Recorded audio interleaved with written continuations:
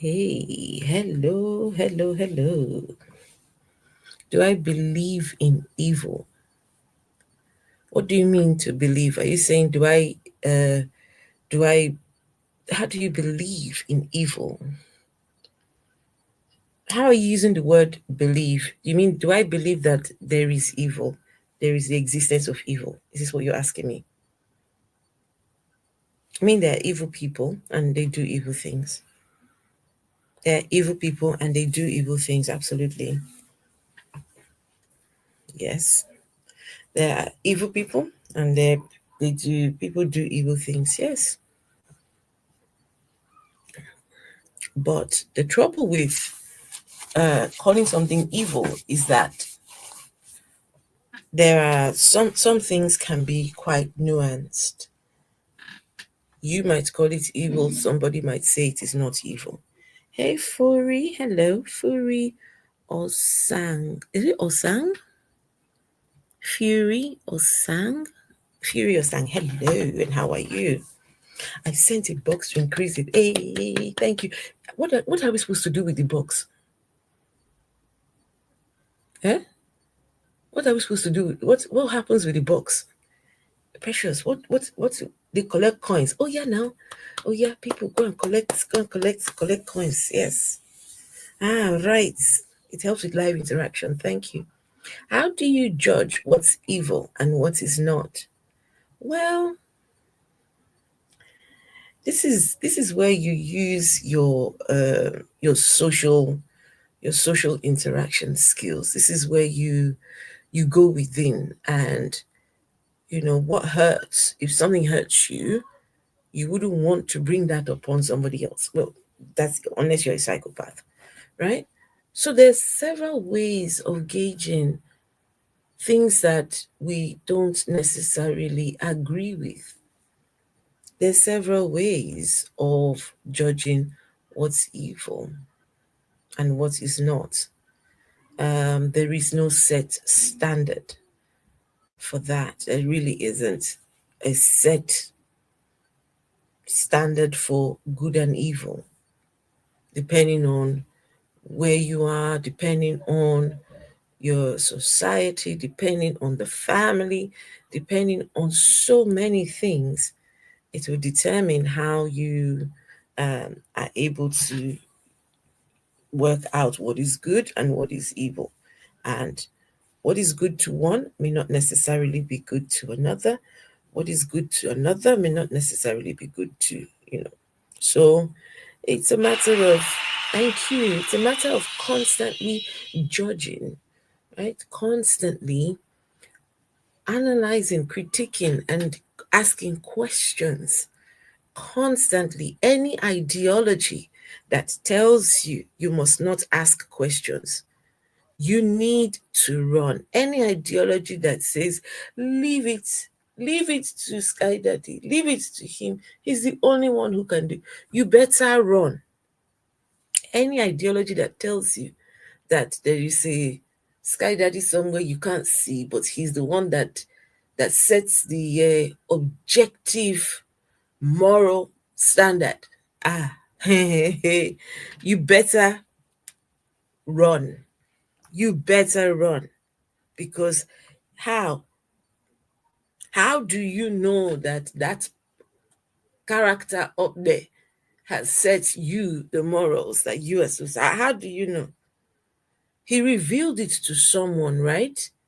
Sky Daddy revealed it to someone thousands of years ago, but somehow he cannot reveal it to you, but you are supposed to live by the dictates of that sky person. Somebody is playing pranks on you. So please be very careful. We are not about your sky dad. Oh, Sky Daddy? He's up there somewhere. They say he's up there somewhere. I mean, Joseph, what how do you know that God is up there? How do you know that God is up there? How? This is the question. How do they know that God sits up there? They say he's on his throne. He's always on his throne. Does he get up from that throne? Because if he didn't, he will have sores, bed sores, no? His nyash will hurt. Does he get up? Does he walk? What does the God do? Apart from get angry. Hey, Pragmatic Crystal, good to see you. Hey, Hunter Biden's laptops. Hello. That is a mouthful. Hunter Biden's laptops. Sky Daddy left for milk and cigarettes and hasn't returned. But if I hear he's really coming back, I will be the one who runs away and never returns. God is a must. Oh my goodness. Oh goodness. Don't do that. Sky Daddy went to buy milk and never returned.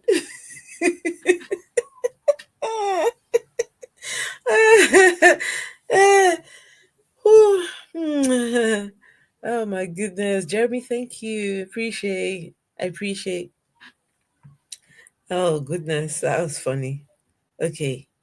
Guys, give me a second. Let me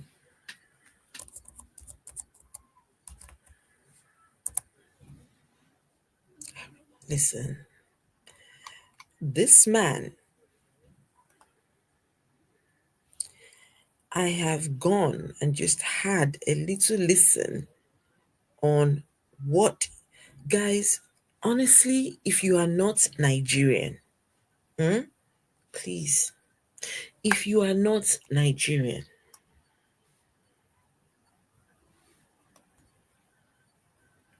if you are not Nigerian and you're not a Christian, by the time you watch today's live stream and listen, you will feel sorry. You will feel sorry for the followers of this man. He has got them in a chokehold. What he is doing is diabolical. And I'm not even going into his personal life. That is very problematic. The man is a predator. He fingers women in his corridor deliverance, tells women they should come for corridor deliverance. But I am telling you, this man, if evil had grades, this one is at the top. He is up there. You will hear it. Frankie. Hey, Frankie. Frankie, how's wifey? How is wifey? Hope wifey is doing well. Pragmatic Crystal, have you been? How have you been? Wait, let me do something. I need some more moderators on. YouTube. So let's see. Give me a second. Let me just add a couple more moderators. Let me just add.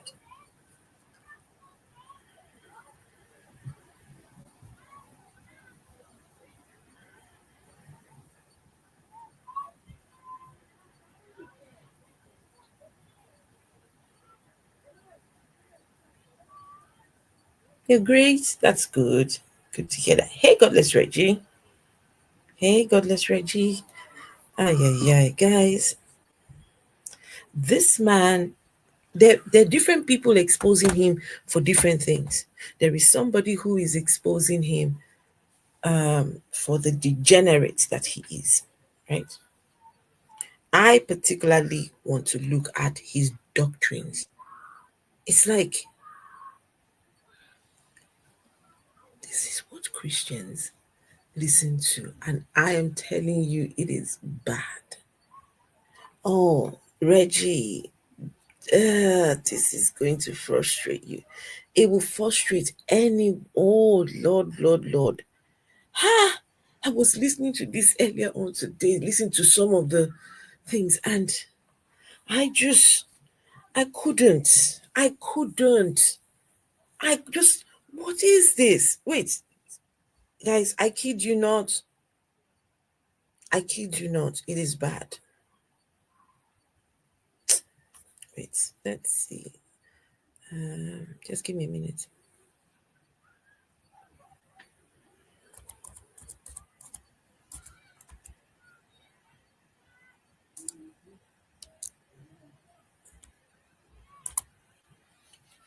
I want to have his image. So people are not mistaken about who I am talking about. Wait, so let's see here. Give me a second.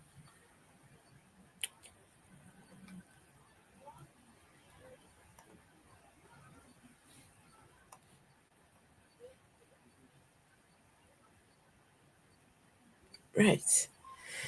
So that's the man I'm talking about. But give me a minute. Let's see here.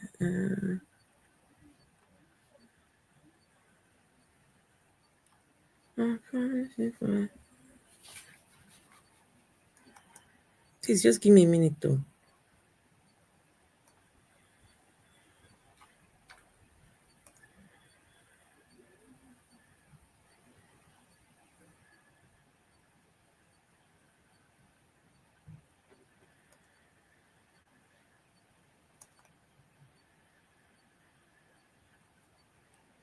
So I just saved the photo just now. So where did the photo go?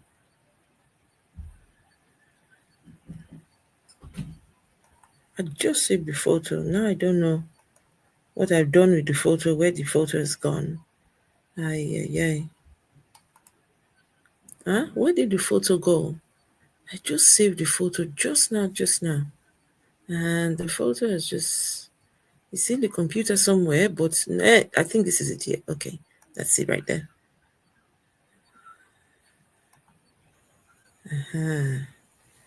So why do StreamYard do their thing like this?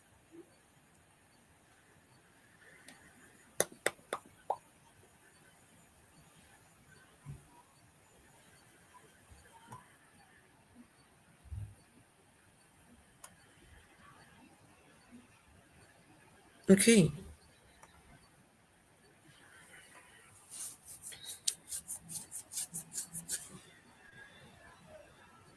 Thank you, Pragmatic Crystal. Guys, please follow the links in the comment. 6. You should talk about how Oyedepo said God said he should increase school fees. He said that.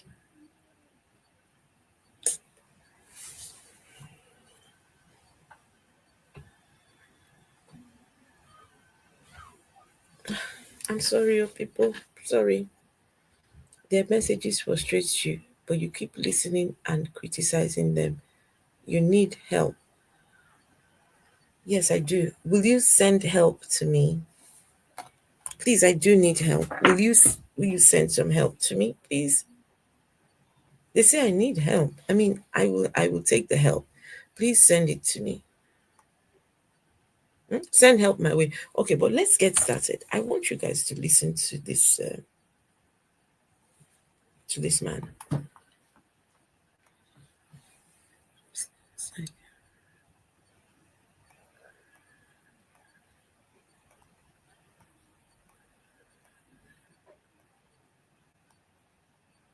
And yes, we will keep on listening. We will keep listening to them because our people need to wake up.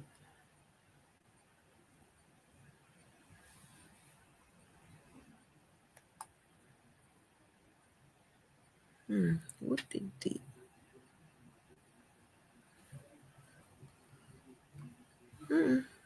Wait, what's happened? Sorry, guys, I'm trying to find the videos and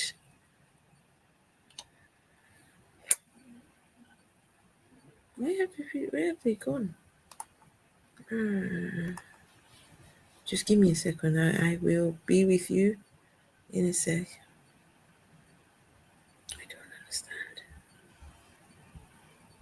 I do not understand. So, where did the thing go?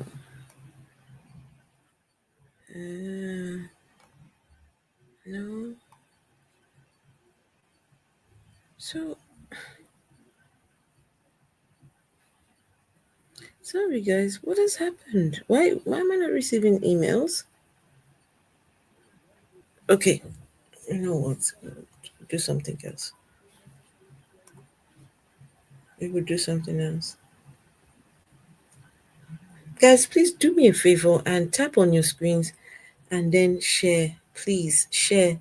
We need to wake up the followers of, you see, Olukoya's followers. They are in serious trouble. These people are in serious trouble. Oh, they are in serious trouble. Oh. These people are, and I am going to prove it to you that these people, Olukoya's followers, MFMers, are in serious trouble. So let's do this. Yolanda, hello, Kat, hello, good to see you. What is my mission? My mission is to expose this clown here. The guy has hurt a lot of people.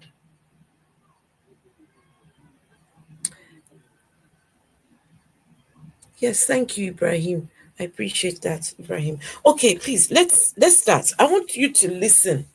I will be giving my I would be giving commentary as listening, but let's listen to the evil.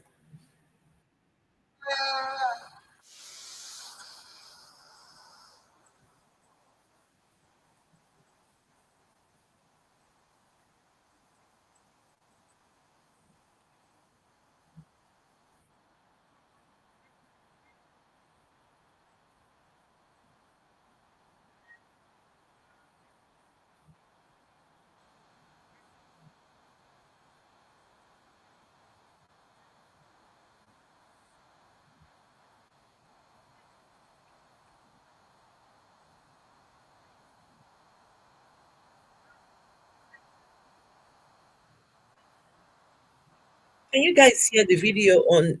Please, can you hear that video on TikTok, please? Because it may not necessarily be loud enough. Wait, where is the speaker? Where's the speaker? Give me a second. Let me see if I can attach my speaker to this.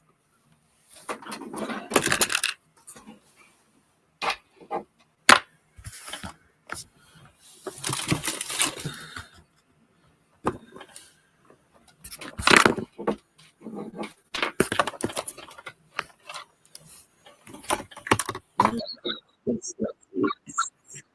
Yeah, I can't find my speaker. There we go. That's sorry. Give me a second.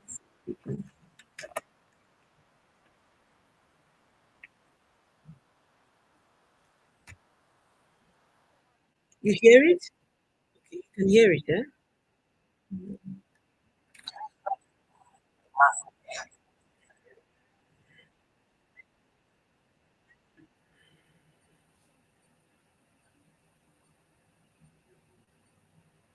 Okay.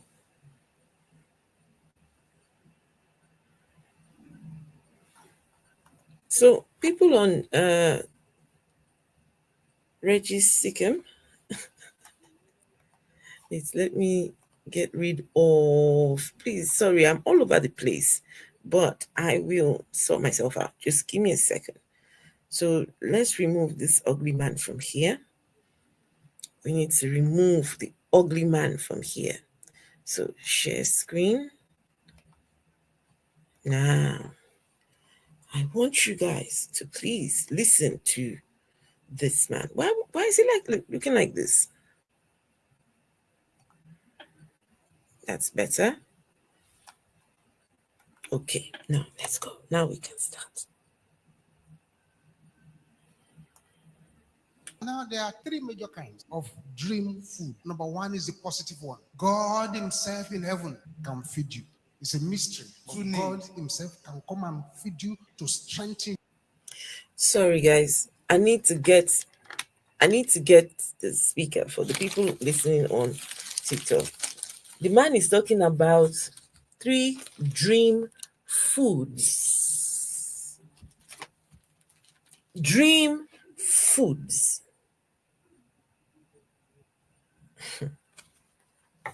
Dream food. Dream food. 3 dream foods. Okay? Olukoya. This is what you're teaching your people. Dream food. This man is sick. He's sick in the head. Sorry, guys. I just need to. I need to get my people so they can hear everything.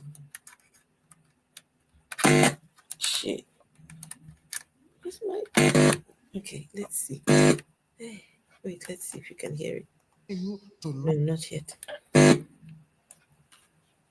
nourish you, to satisfy you, to give you spiritual strength. Two, negative one. The negative one are food brought by the enemy. The enemy is counterfeiting the bread of heaven. Just like many things, there's a perversion of what God wants to do. The enemy tries to pervert it. Then there is the neutral The one. video is Maybe actually you very slept and low. you were That's what it hungry. is. Maybe you are fasting, but you are not really used to dry Okay. fast. And then because you are hungry, you are eating. Now, today we want to discuss one of the major reasons why you have to become your own deliverance minister. We're looking at what I call the problem of dream food. Now, there are 3 major kinds Right. of Now let's go. dream food. Dream Number one is food. the positive one. Yes. God Himself in heaven can feed Mhm. you. It's a God mystery. feeds you God in Himself the can dream, come and feed you, to strengthen you, to to strengthen you nourish in you, the to dream. satisfy you, to give Yes. you spiritual strength. You Two, see. negative one. The negative one Mm. are food brought by the enemy. The enemy is counterfeiting the bread of heaven. Just like many things, there's a perversion of what God wants to do. The enemy tries to pervert it. Then there is the neutral one. Maybe you slept and you were hungry. Maybe you are fasting, but you are not really used to dry fast. And then because you are hungry, you are eating. These are the neutral ones. Let's look at scripture. Does God offer food in the dream? In Ezekiel chapter 3, verse 3. And he said unto me, Son of man, cause thy belly to eat, and fill thy bowels with this roll that I give thee. Then did I eat it, and it was in my mouth as honey for sweetness. There is a department in the demonic world in charge of making food and using it to feed people. There is an entity called the Olukoya talked about 3 kind of dream foods. One where God feeds you. The second one, somebody, I don't know. The third one, neutral food. He went and got a Bible passage to back up what he was saying. The thing did not align with what he was saying at all. It had nothing to do. It was God saying, I'm going to feed you. Right? The God in the book, I don't believe in God, but that book, that God in that book says he's going to feed whoever it was, maybe Daniel or somebody. How does it relate to dream food? And now Olukoya now is talking about in the demonic world. There's a demonic world where they cook some food. Our people have been listening to this foolishness for how many years? Let me see. Mountain on Fire Ministries, how long have they been in existence? Our people need to wake up. We need to deliver our people. Honestly, we need to conduct deliverance on MFMS from Olukoya. They are the ones that need deliverance from this man. Man, you all need to listen to the nonsense that I had to listen to. But don't worry, we wait. I want to see history, right? I'm sure this is going to frustrate me, the history. Here we go, guys. So it says, soon after completing his PhD, oh, he's a PhD holder. Soon after completing, hey, your kindness, after completing his PhD in the United Kingdom and while working at the Nigerian Institute of he works at the Nigerian Institute of Medical Research. Oh no. Oh no, no, no, no, no. Oh my goodness.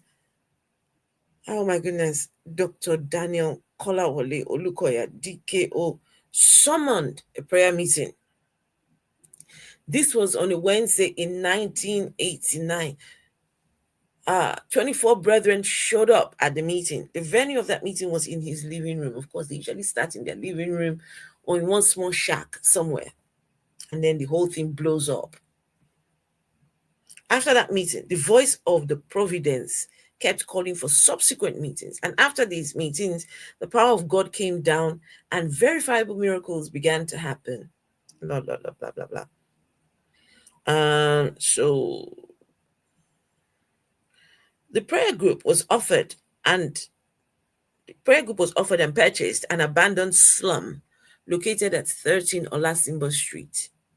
It was a fairly large piece of land near the second gate of the University of Lagos.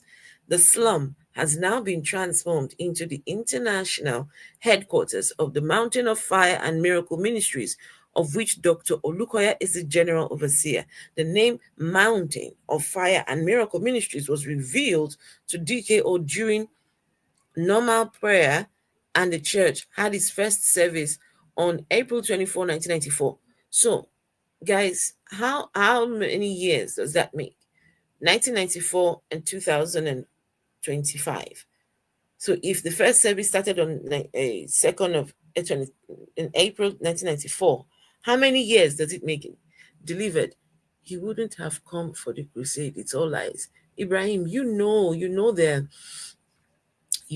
somebody said when they fail in their career, they say, exactly, these people are failures.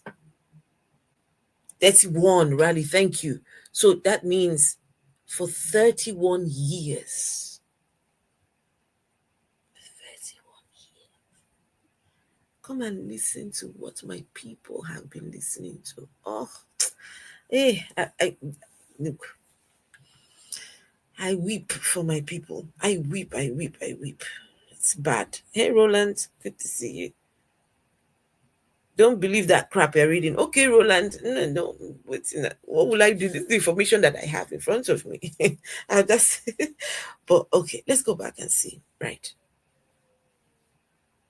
So dark caterers. There is something called the witchcraft kitchen. Yeah, this is something. Today we want to discuss one of the major reasons. sorry. Now there are three major kinds of dream food. Number one, guys, please listen to Olukoya. He's talking about 3 dream food.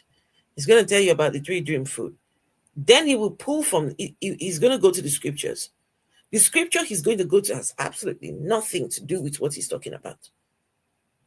Then he will now enter into this whole spiel about demonic. Where does this man get these things from? Our people must be free. Oh. one is the positive one. God himself in heaven can feed you. It's a mystery.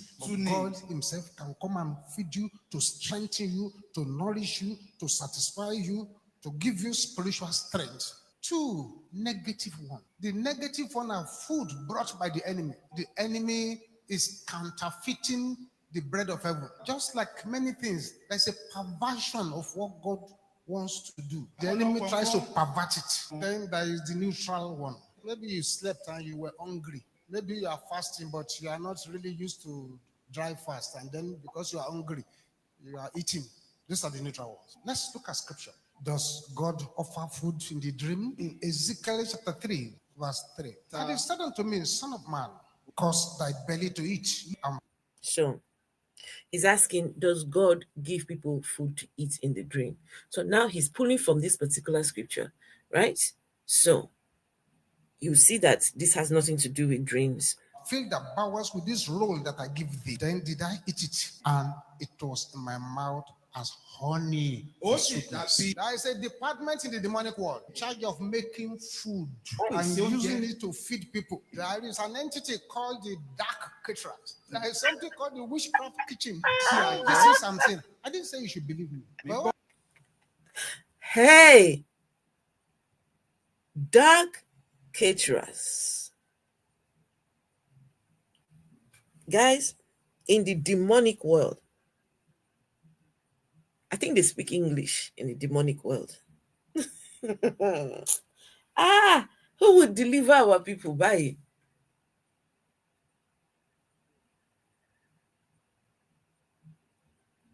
Dark caterers in the demonic world. Those ones, they just get up in the morning and they just start cooking. Demons they just start cooking. Just cook. I don't know who they're cooking for. He is indeed a cult leader. Yes, I agree. Raleigh says, I am a Christian. I want to know the message you want to pass across. The message I'm trying to pass across is that Olukoya is a scam. He was a scam from day one. For 30 something odd years, he has been scamming. Until today, he's scamming. And when I say scam, he is talking about things that he cannot prove. It's time we start asking preachers to give at least some evidence for their claims. Olukoya, you said there is a demonic world where they are cooking, Abi? Show us where it is.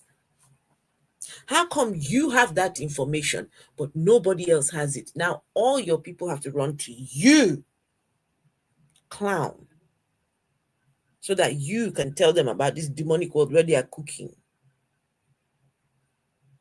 It's terrible. This religion has helped. Don't believe me or not, I don't really care. I know what I'm talking about. I know what I see day to day. And I know what people are suffering from. Any minister of God who is interested in solution evangelism will eventually begin to come across those who ate something happened. Some people have been brainwashed that to anything you eat in the dream, God is feeding you. No, God can feed, but it is not all the food you eat that God is giving to you. The enemy gives food too. It's a lie from the pit of hell to keep people in permanent bondage. A lot of people have suffered like this from the hands of preachers who will tell them, don't worry, it's okay. You eat in your dream, it doesn't matter. Yes, if the food is bread of heaven, it doesn't matter. If the food is just because of you are hungry or the dream that has no significance, so nothing to worry about. How can you tell a person who sees a masquerade bringing a pot of sacrifice and he says, begin to eat this sacrifice now, and you say it's bread of heaven? How do you say a person urinating into a cup and giving it to a person to drink in the dream and you say it's bread of heaven? It's not bread.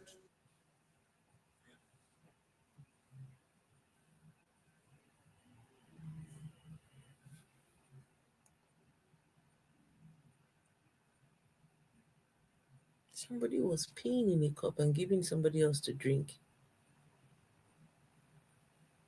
Guys, I want you to realize that this is a grown man in a suit, PhD holder, talking about they are giving people pee to drink in the dream.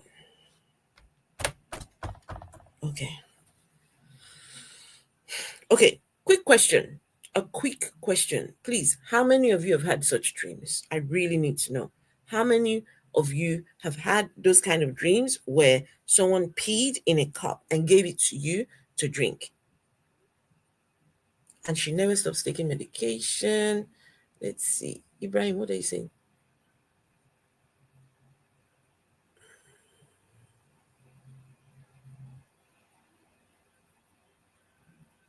Why is the manna not stopping her diabetes?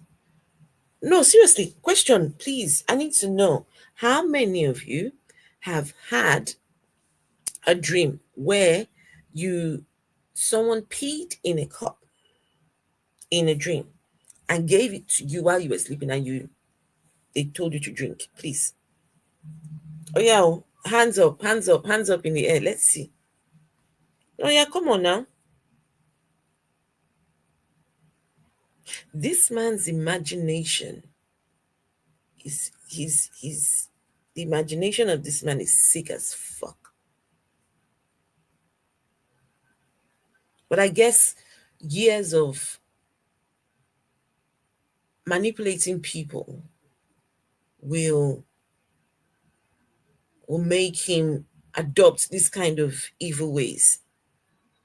But yeah, let's continue. Of every spread of darkness. Now there are three major kinds of dream food. Number one is the positive one. God. Today we want to discuss one of the major reasons why you have to become your own deliverance minister. Okay. We're looking at what I call the problem of dream food. In the book of Matthew chapter 13, verse 25, very deep scripture. But while men slept, his enemy came and sowed tears among the wheat and went his way. A lot of havoc happens while men slept. That is why the hour of the night is the most dangerous hour. Because in the hour of the night, all forces that are afraid of light, they come out. All forces that operate in the dark places of the earth, that is their operating hour. And when a person dreams and an evil plantation is put in the life of the person, you must get it out. If you do not get it out, it is likely to invite other problems. The problem of dream food. A boy appeared at deliverance ground many years ago. He was eating in the dream every night. It is a terrible thing when somebody is being fed every night. This boy will wake up with particles of food in his mouth. By the time they brought him for prayers, his stomach was like that of a pregnant woman. A woman about to deliver because of this negative dream food. Today we want to discuss one of the major reasons why you have to become your own deliverance minister. Did you guys hear Olukoya? The problem of dream food. In the book of Matthew. Did you guys hear Olukoya? Olukoya said a boy was brought to them who has been given spiritual food somewhere, but food in the dream. They brought the boy to Olukoya's, and who are these people? And the boy's stomach was pregnant. He was eating in the dream, but in reality, he's like a pregnant woman.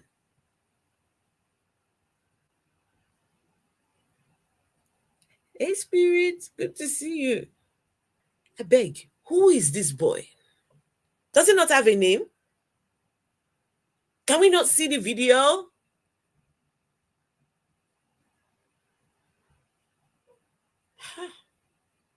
Guys, I hope you look. What I'm trying to do here is to try and make you guys see the level of degeneracy of some of these Nigerian preachers. What they are doing is pure evil. Everything this man is saying, it's a lie. He can't prove any of it.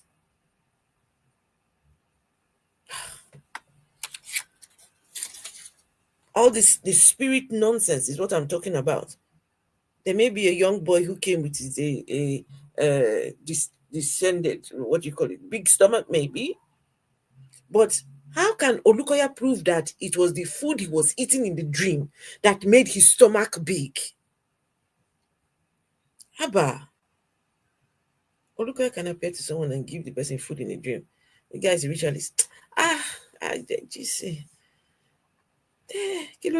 Sorry. For everyone ordained by God to carry out specific assignment, there will always be a conspiracy in the spiritual realm. For everyone with a divine destiny, there is always an acidic attack against that destiny. For anyone with a divine assignment, your negative bloodline will certainly rise against you. For everyone with a divine agenda, there is always a satanic counter-attack against you. The trouble is that the attacks will not come from where you expect. It will come from where you do not expect at all. All the powers that are saying, let us kill him and see what becomes of his dream, they are the spirits of Cain, and they work in diverse ways. I decree once again, like I've decreed before, all the powers that are saying, let us kill him, let us kill him, and let's see what becomes of our destiny. Let's see what becomes of his destiny. Before you leave this place, those powers shall die in the name of Jesus. For everyone ordained by God to carry out specific assignments, there will always be a conspiracy in the spiritual realm. For everyone. So when your God, Olukoya, picks people and say, here, go and do my assignment, you're saying that the demonic kingdom, they too set their own counter attack. So if your God knew that the people in the demonic world, they're going to set the counter attack, then why does God even bother? Why does your God even bother? Why can't he just do it himself? Come on, people. What is this? What? I'm going to try and just say, calm, because this guy is evil. In practically all families, the enemy tries to position one agent of destruction, at least one. Stop. This is some of the ones that I was hearing, and I thought, man, this guy is fucked up.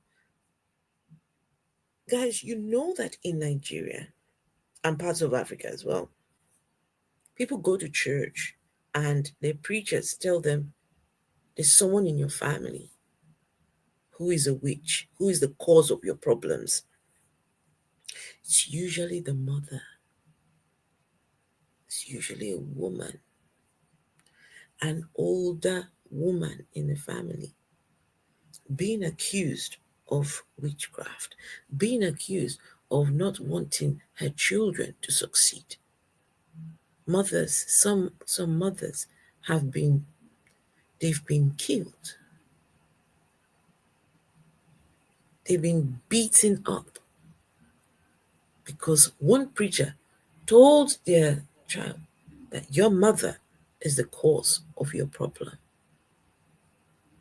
Olukoya is one of such pastors. Story of Dora, who was already a stage 4 cancer. Yeah, I don't really know full details on Dora's story. Was she involved with Olukoya? Was Dora Akinyuli something? Was she involved with Olukoya at all? They accuse young girls of being witches. Yes, I completely agree.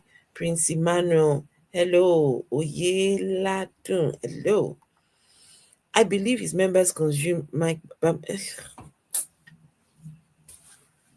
the combination of Olukoya and Mike Bamiloye, those two.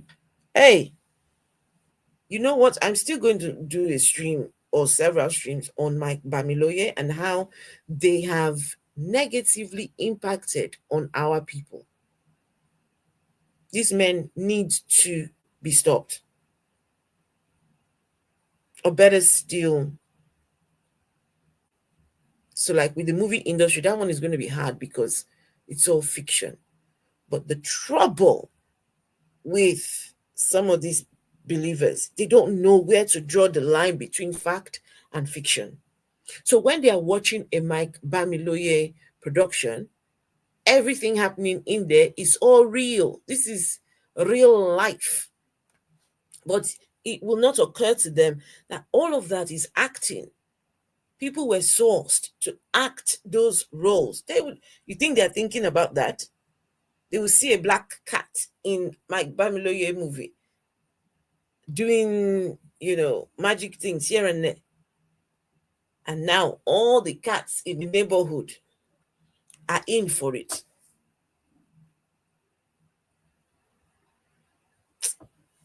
Guys, we need to do something. We need to keep speaking, I guess. We need to keep speaking. Yes, Helen of Truth. So the truth is here to stay. We have to keep speaking. Just think about this, please.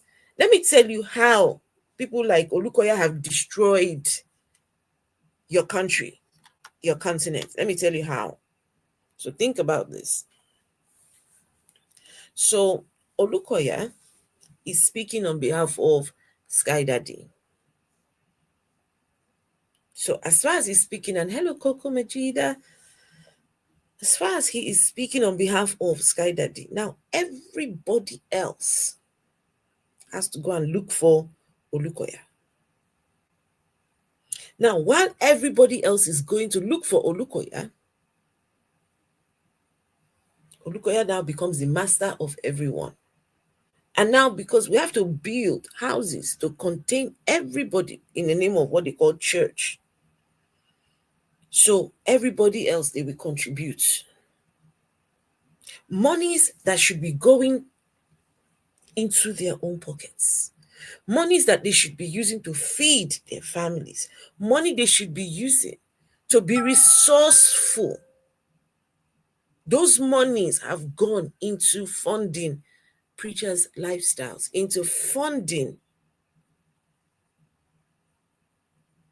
those monstrosities that they call church. If God does not exist, I need, look, whether you believe in God, don't believe, I mean, for the people who believe in God, you have to entertain that fact that there is a possibility that that God does not exist. You have to.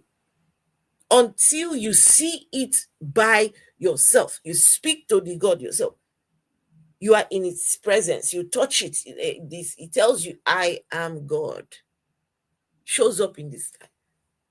Until then, you have to entertain it. Could it be that this God does not exist? Yes, you have to start asking it. Because how is it that you believe in something you've never seen? How is it that somebody thought it's a brilliant idea to bring you a God, but could not show you the God? They couldn't show you. Could it be that it just doesn't exist? It's time to wake up. This was the God brought to you through colonialism. When you think about how you got the God, you had to be colonized. And they brought you the God. So the God exists and was watching it all happen and did nothing. Anyway, that's not the subject for today, but you have to entertain. And if that God does not exist, all your pastors, every last one of them is a scammer. They have sold you a product that does not exist in exchange for your money, in exchange for your senses, in exchange for your time, in exchange for your livelihood, in exchange. Some people go to church, they are in the church 7 days a week.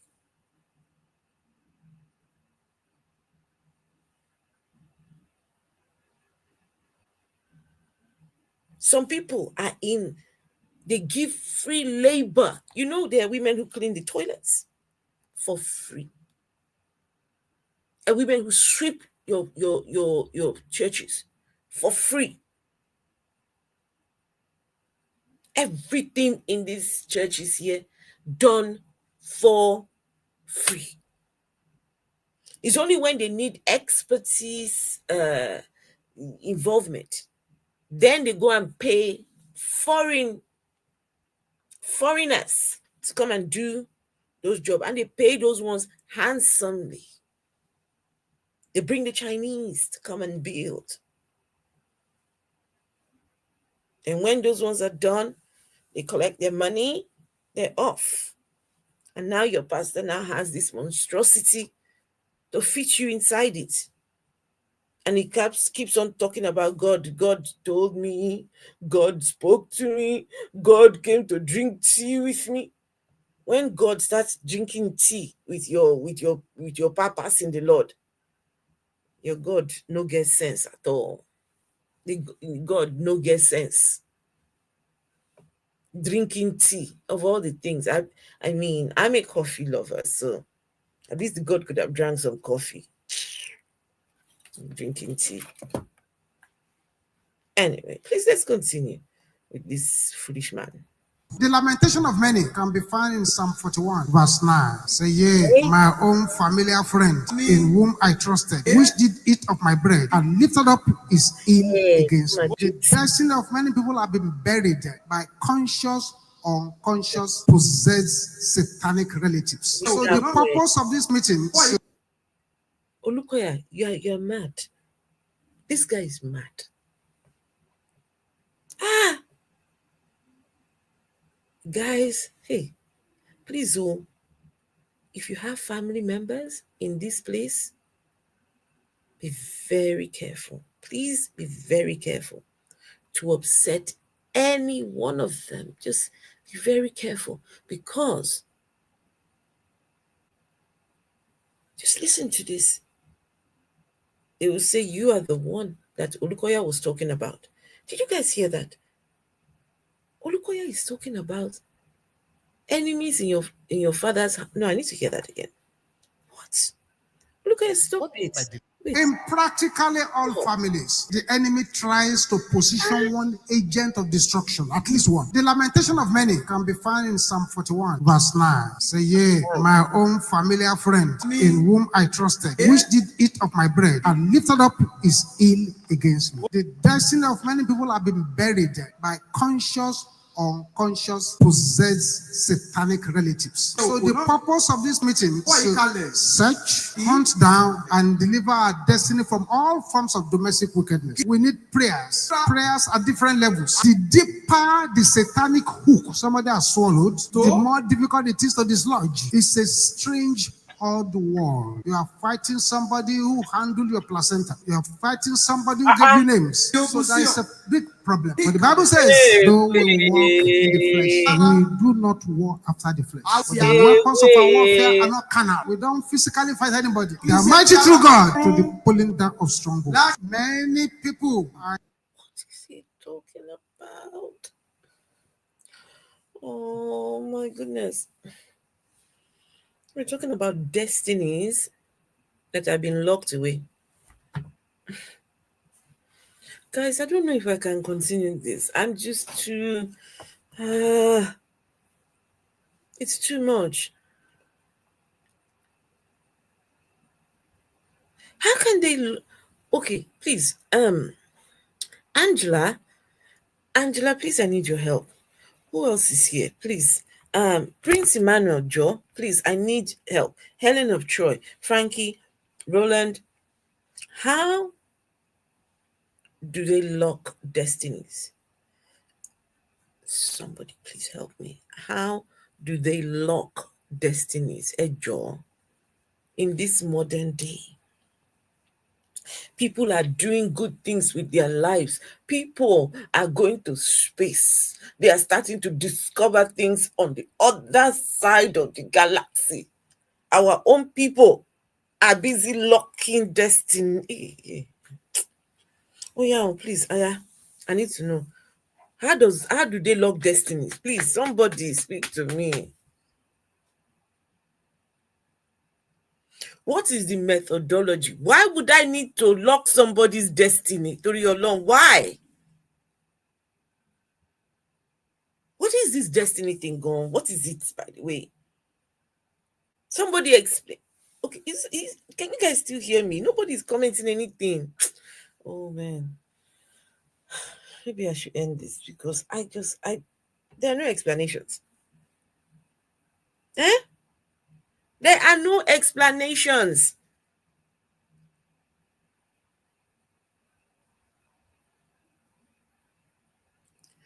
Big, bold, and beautiful says they will soon lock my own destiny. All right, big, bold, and beautiful. Please, what is a destiny? Please look at this person. So they will lock my destiny if I mute you again. It's your generation's destiny that they will lock. And it is Satan that will lock your own destiny and your generation. Because they muted you in the comments. Guys, listen to a Christian talking about the let me just keep quiet. Hmm? To lock destinies.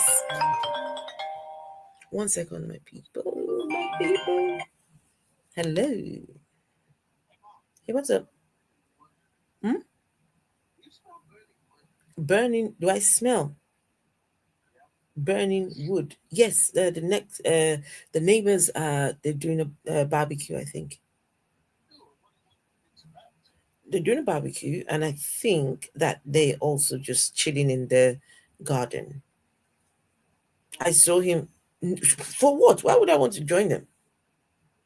They haven't invited me to come and join them, so no, no thanks. All right. Don't worry, it's nothing burning. It's okay. All right, darling.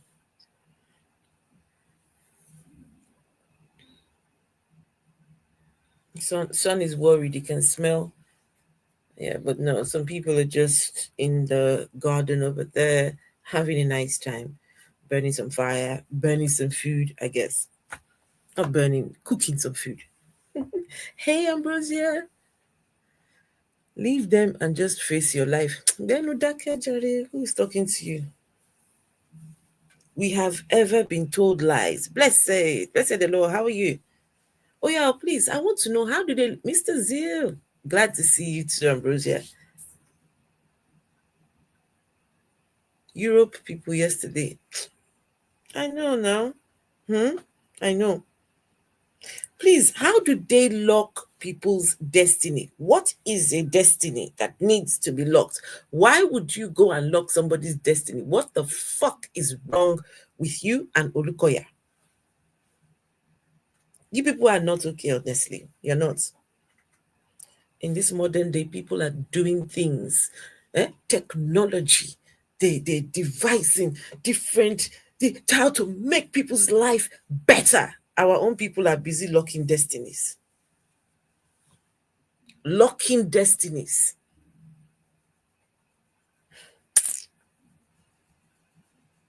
Uriel Manze said, join a coven. Oh yeah, Uriel, please give me an address of a coven. Give me the address of a coven. This Olukoya's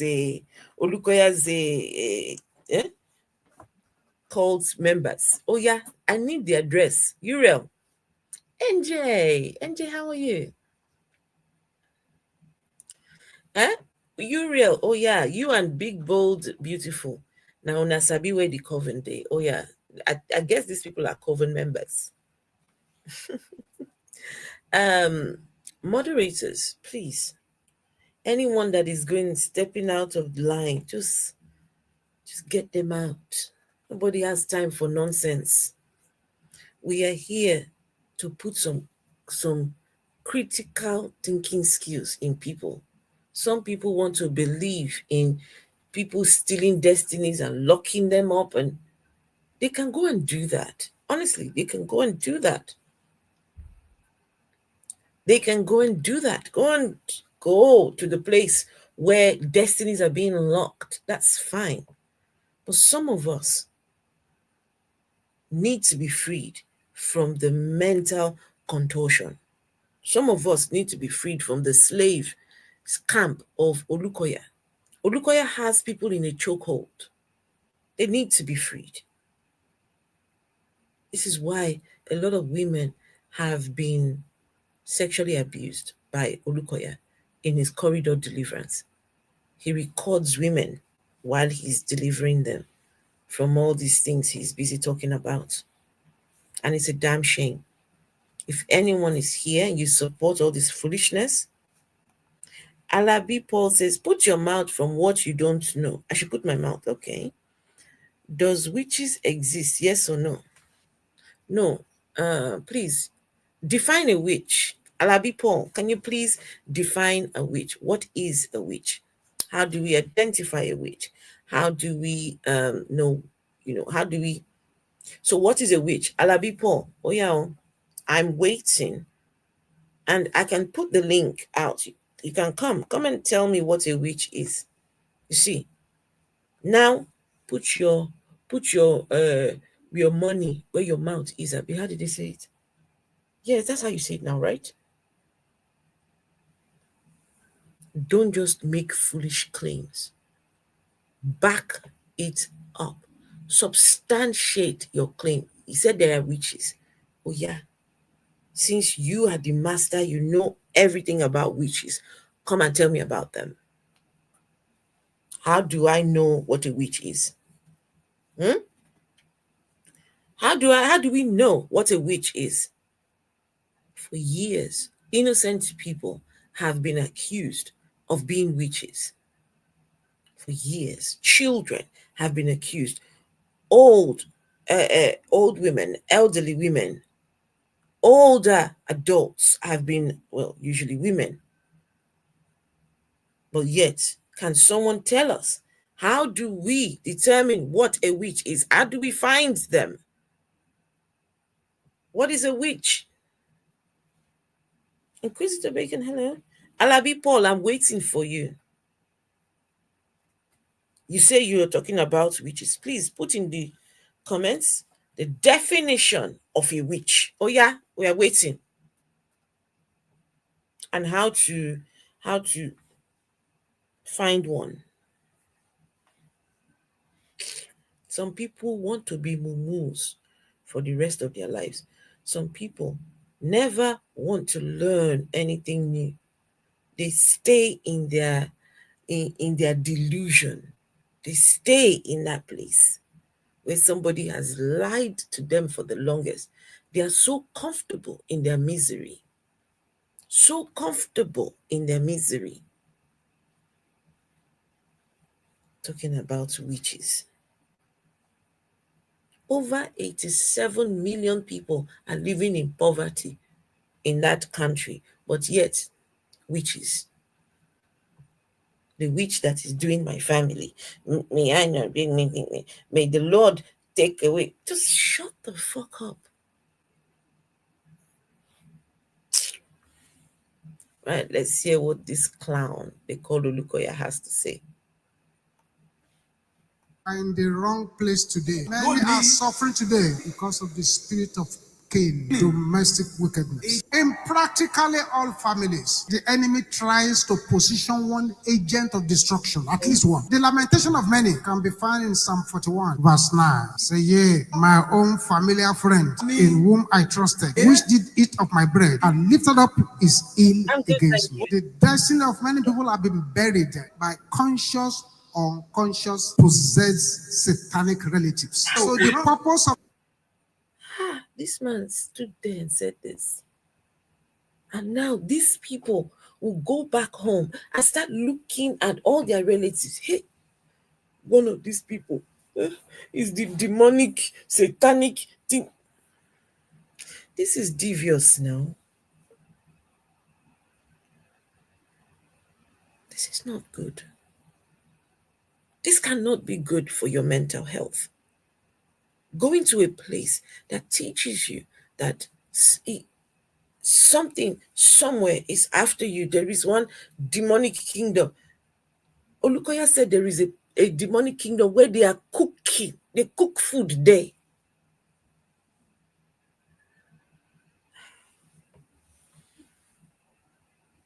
They keep demonizing older women. It is sad. Christ, the answer. Okay, you said Afro-atheist. Just because you haven't encountered it doesn't mean it doesn't exist. That's fine. That's fine. Christ, the encounter, can you prove it? Please, can you prove it? It looks like you have encountered it. So, what did you encounter? What did you encounter? Christ, the answer, you mean that There is a magical kingdom somewhere. We don't know where this kingdom is. But this kingdom know where we are. They can come and go as they please. They can come and encounter people here, do whatever they like here. And now you are telling me about because I have not encountered it. How can I encounter something that I don't even know where the place is? I don't know who lives there. I don't know what they're doing there. I should now come and encounter. What am I encountering? People, what am I supposed to encounter in this magical kingdom place? I don't know. A spiritual world that these people go to and talk about. Why does that spirit world have access to our world? Why do they come here to come and touch our girls, impregnate Mary? One of them came, impregnated Mary. That there Jesus, he left his own magical kingdom and came down here. What is he looking for here? They just come and go as they please. Go and read their book. You will see. There was one, the angels, they ran from heaven because they wanted to doke. They wanted to doke girls here. God's angels look down. They saw girls. They say, no, we want a piece of the action. And they ran down here, doke the girls, had babies. Babies grew, became giants. Sky Daddy didn't say anything while all of this was happening. But as soon as those giants grew, now Sky Daddy is angry. He now punishes us here who did not go looking for his angel boys. How does any of this make sense to any of you? How do you sit there, fold your hand, and accept that a magical kingdom can interfere with your present reality? Talking about the reason why you don't believe is because you have not encountered it. Even if I encounter it, what right does that kingdom have to penetrate my existence?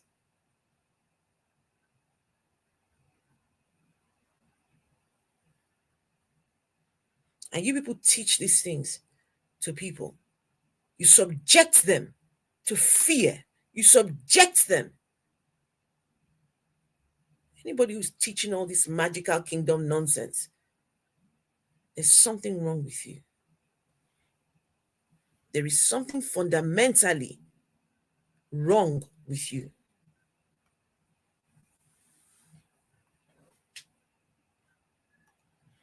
Of this meeting, search, hunt down, and deliver our destiny from all forms of domestic wickedness. We need prayers. Prayers at different levels. The deeper the satanic hook somebody has swallowed, the more difficult it is to dislodge. It's a strange odd world. You are fighting somebody who handled your placenta. You are fighting somebody who gave you names. So that is a big problem. But the Bible says, though we walk in the flesh, we do not walk after the flesh. But the weapons of our warfare are not carnal. We don't physically fight anybody. They are mighty through God to the pulling down of strongholds. Many people are in the wrong place today. Many are suffering today because of the spirit of Cain, domestic wickedness. In practically all families, the enemy tries. What do you mean by deliverance? Deliverance is the breaking of wicked chains. There are wicked chains in the spirit tying people down. What is deliverance? Deliverance is to loose the bands of the wicked. There is what the Bible called.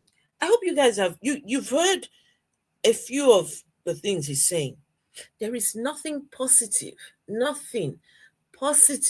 with Olukoya's message. Everything is all about the demonic kingdom, the evil forces, the destiny choppers, the bloodsuckers, the baby eaters. The fucking hell.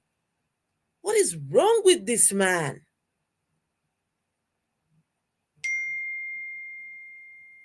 Nothing positive with their message.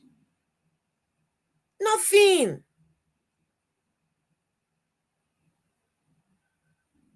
Just want to keep people locked in a constant, a perpetual state of fear.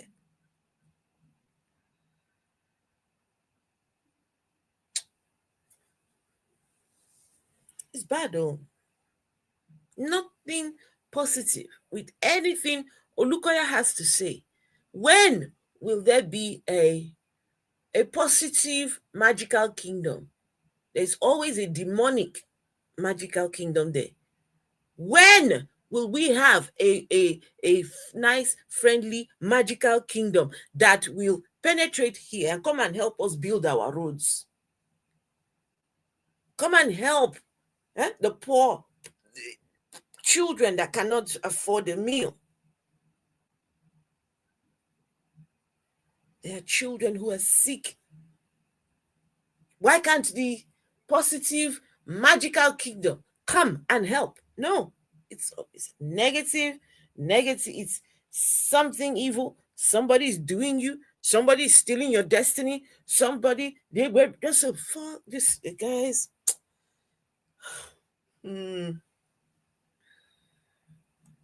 Hey, people, somebody. Fear mongering, exactly. Olukoya is a master of fear mongering, and he has made a fortune. Olukoya has made a fortune selling this doctrine of fear. Enough is enough. Fear is the easiest way to control people. If you can feed their fear, you can lead them against anything you want. You can make them blame anything you want while you're harming them. Exactly that. Makes people fear more than they believe in the God. There we go. Blessed. Right there, right there, right there, right there.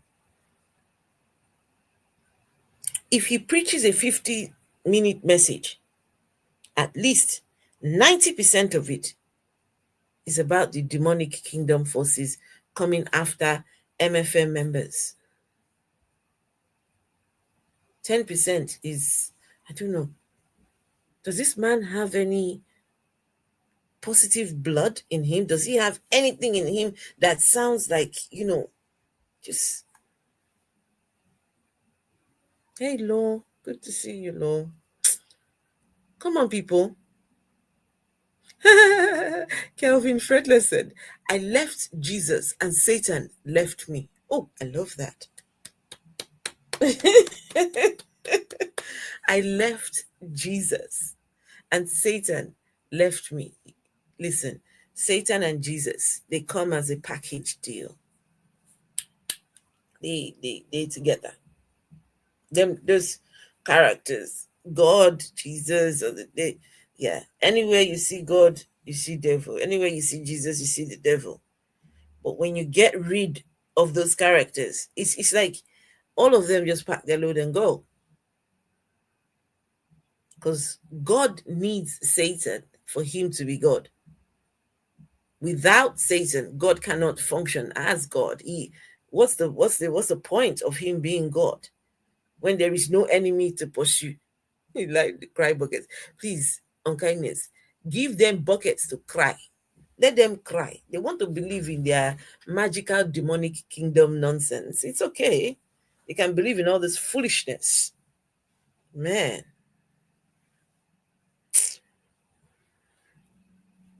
Somebody must wake our people up. Honestly. Okay, you know what? Okay. Quick question. For people who have never believed in God before, or you now don't believe in God, right? When you're hearing things like this, how does it sound to you that they're selling to these believers this magical kingdom where the man said they're cooking in a kingdom up there? Huh?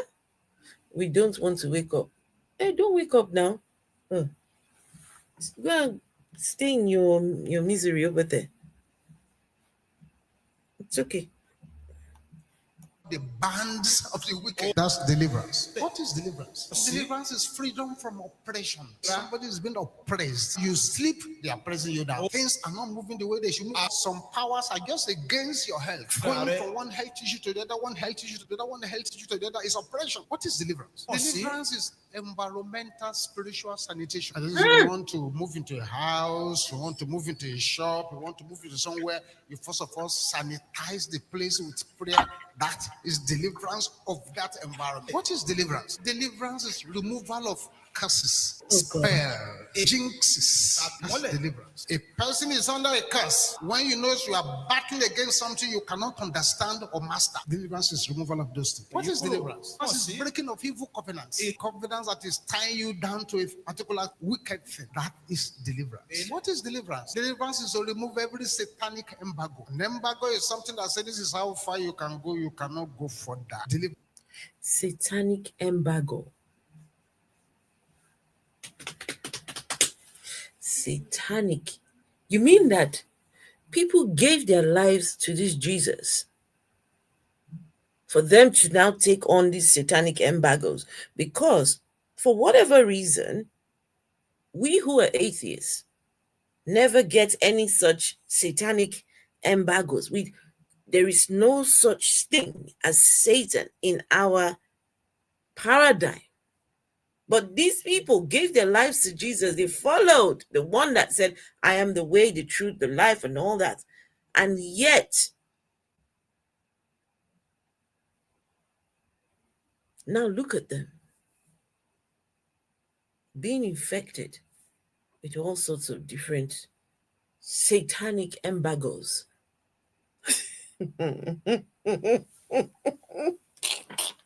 Huh?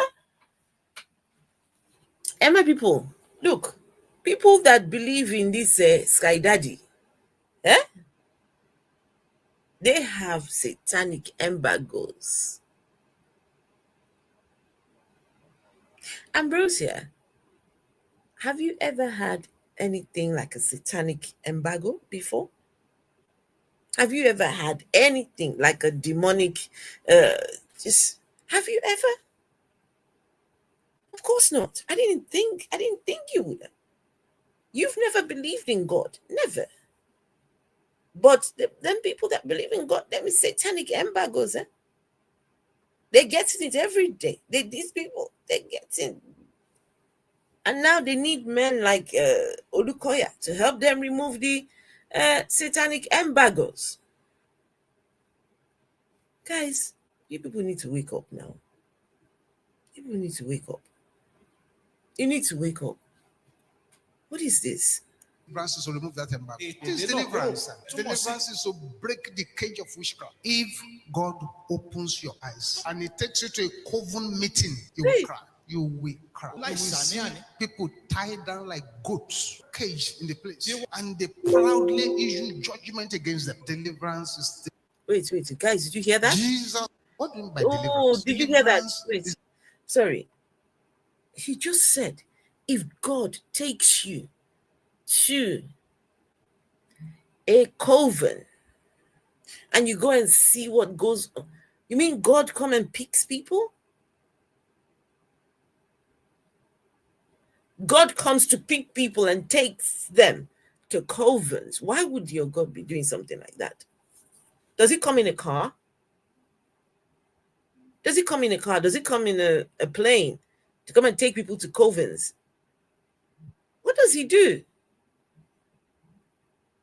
She should leave preachers. No, you should leave me alone. You should leave me alone. You see? You should leave me alone. If your preacher is telling the truth, if your preacher is working on behalf of God, then you have nothing to worry about. The truth fears no criticism at all. If it is the truth will remain the truth, irrespective of who is talking about it. If your preacher is truly speaking on behalf of a God, rest assured that the God will come through for them, no?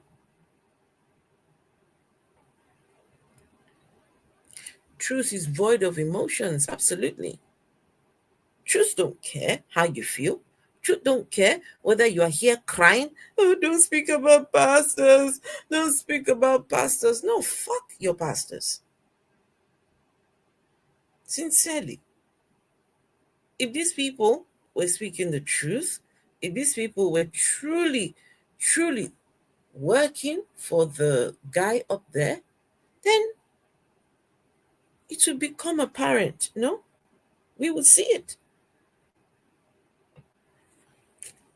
Is a breaking of wicked chains, tying people. There are wicked chains in the spirit, tying people down. What is deliverance? Deliverance is to loose the bands of the wicked. There is what the Bible called the bands of the wicked. That's deliverance. What is deliverance? Deliverance is freedom from oppression. Somebody is being oppressed. You sleep, they are pressing you down. Things are not moving the way they should move. Some powers are just against your health. Going from one health issue to the other, one health issue to the other, one health issue to the other is oppression. What is deliverance? Deliverance is environmental spiritual sanitation. And this is, we want to move into a house, we want to Environmental spiritual sanitation. Environmental spiritual sanitation. Says Olukoya. move into a shop, you want to move into somewhere, you first of all sanitize the place with prayer. That is deliverance of that environment. What is deliverance? Deliverance is removal of curses, spells, jinxes. That's deliverance. A person is under a curse. When you know you are battling against something you cannot understand or master, deliverance is removal of those things. What is deliverance? What is breaking of evil covenants? A covenant that is tying you down to a particular wicked thing. That is deliverance. What is deliverance? Deliverance is to remove every satanic embargo. An embargo is something that says this is how far you can go, you cannot go further. Deliverance is to remove that embargo. It is deliverance. Deliverance is to break the cage of witchcraft. If God opens your eyes and He takes you to a coven meeting, you will cry. You will cry. You will see people tied down like goats, caged in the place, and they proudly issue judgment against them. Deliverance. So I want you to understand the nature of what he's saying, and the how it doesn't make sense. So your God knows where the coven is. Your God has watched people be tied down as goats right there, but your God does nothing. Your God now goes to go and pick people to come and look at what some other people, some other spirits are doing in the coven. Guys, how does that make sense? Olukoya just said, if God comes to pick you, to show you coven, and in that coven they show you people that have been locked up like goats.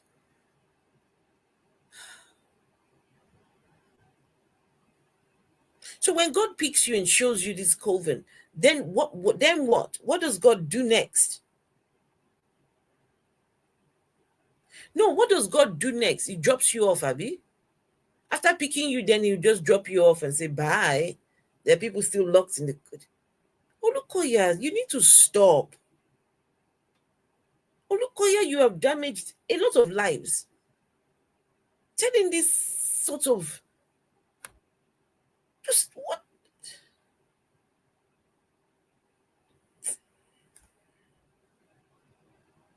Coven.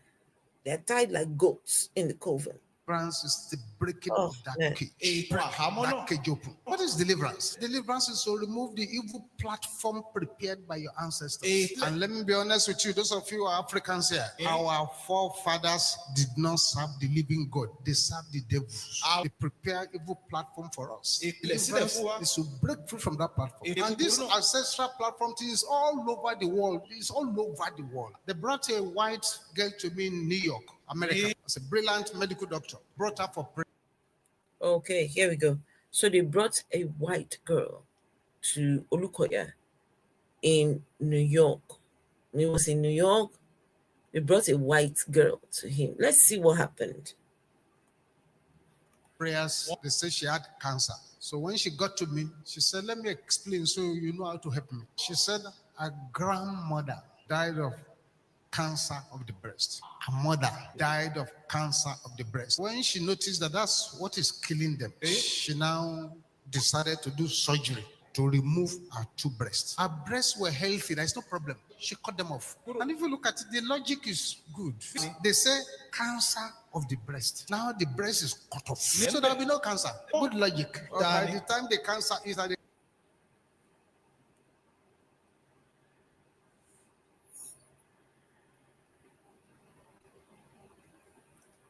How can I help you, Joseph? You've decided to come up. How can I help you? Joseph? Yeah. Right. How can I help you? You cannot help me. So, because I don't believe in what you believe. So what do I believe? You believe in nothing. Says who? Who told you I believe in nothing? That's what you said. As an atheist, what do you believe in? You said you believe in nothing. Being an atheist, it's about believing in deities, believing in gods, not believing things as a whole. It's very specific to the belief in a god or gods. So you cannot claim that I believe in nothing. So you believe in what now? Several things. For instance? I have a belief that my sons are doing well. I've left them, doing good. They're taking care of themselves. I believe that they are well where they are. Those kind of beliefs. Is it subjective or objective in what you believe? It's very subjective. Very. Mm-hmm. Okay. What you believe, is it subjective or objective? To me, it's subjective, not objective. So your beliefs are subjective, yeah? Yeah.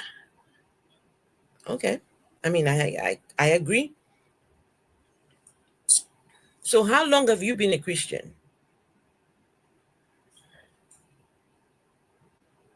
As far as I can remember. How long? How long is that? You mean like from when you were a child? Yeah. So your religion that you have been following since you were a child happens to be the right one? Yeah. How do you know that?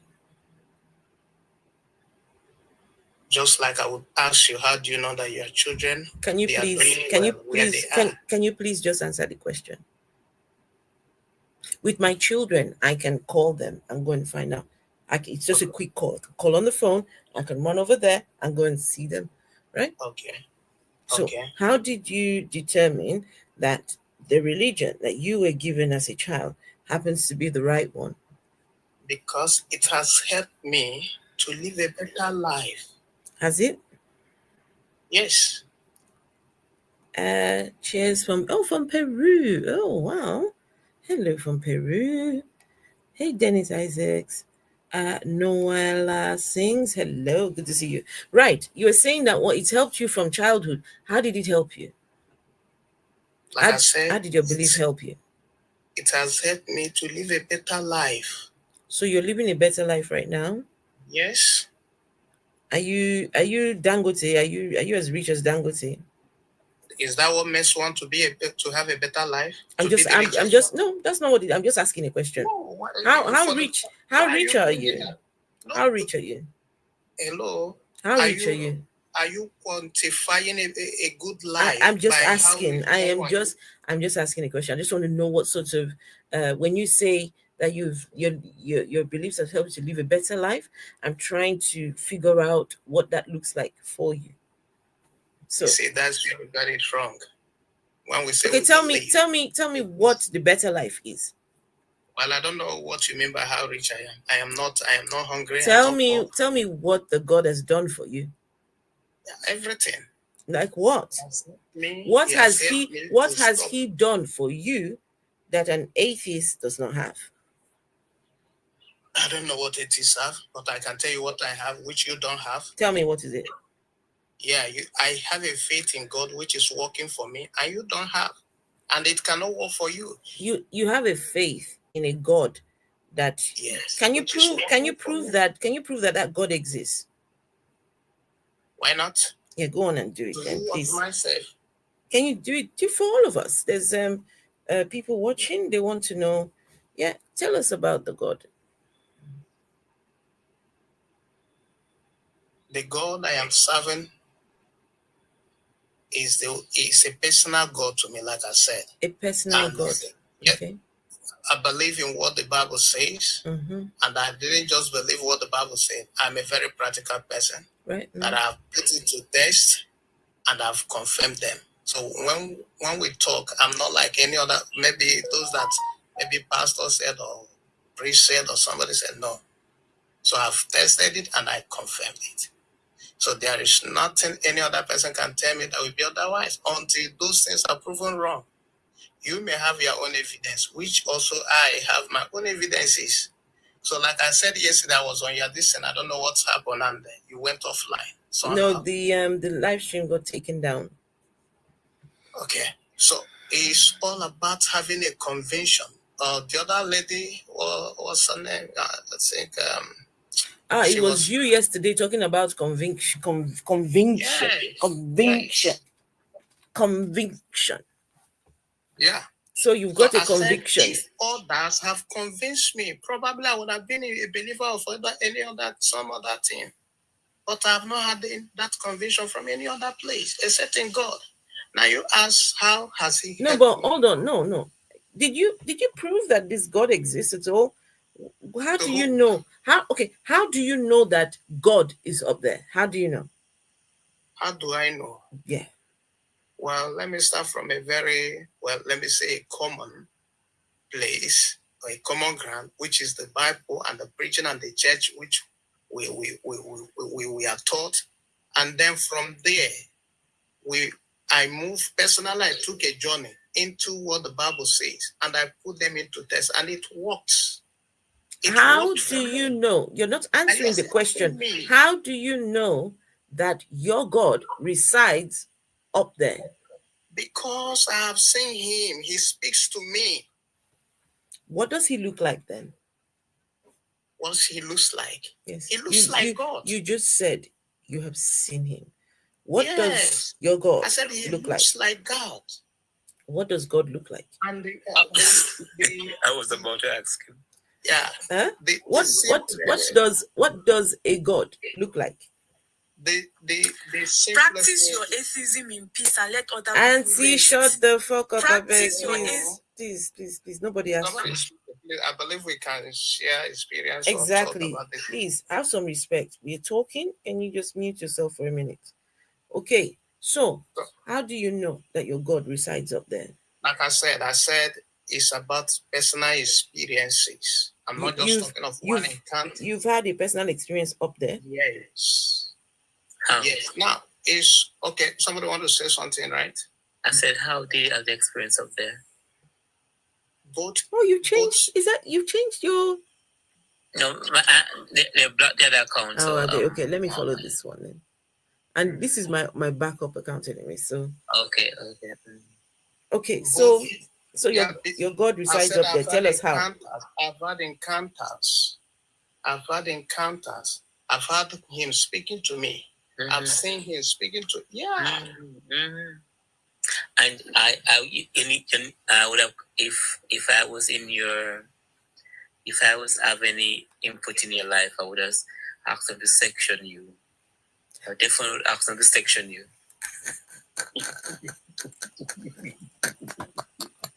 If I have any input in your life, I would ask them to section you.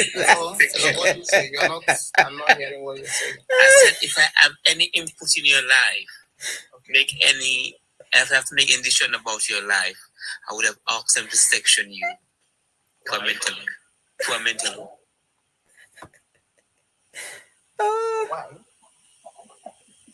Why? Because I think you are mentally unbalanced. Because that is your own assertion.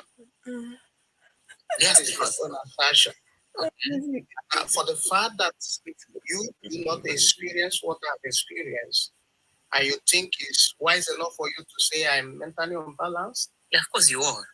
That is to see how you people Yeah, of course you are. That is to say how you people reason. No, because you are. Ordinarily, no, see, I believe we can make sense out of each other. If, like I said yesterday, if you can be able to convince me, why should we convince you? Because anyone convince you? it's there. It's around you. So why should we convince you? you around me, I cannot see it. Just like you said, you cannot see what I'm saying. Joseph, Yeah. who does that? Who goes online looking for strangers, convince them? You don't know. No. I'm not looking anywhere. I'm not looking for strangers to convince me. Why are you trying to get us to convince you of anything?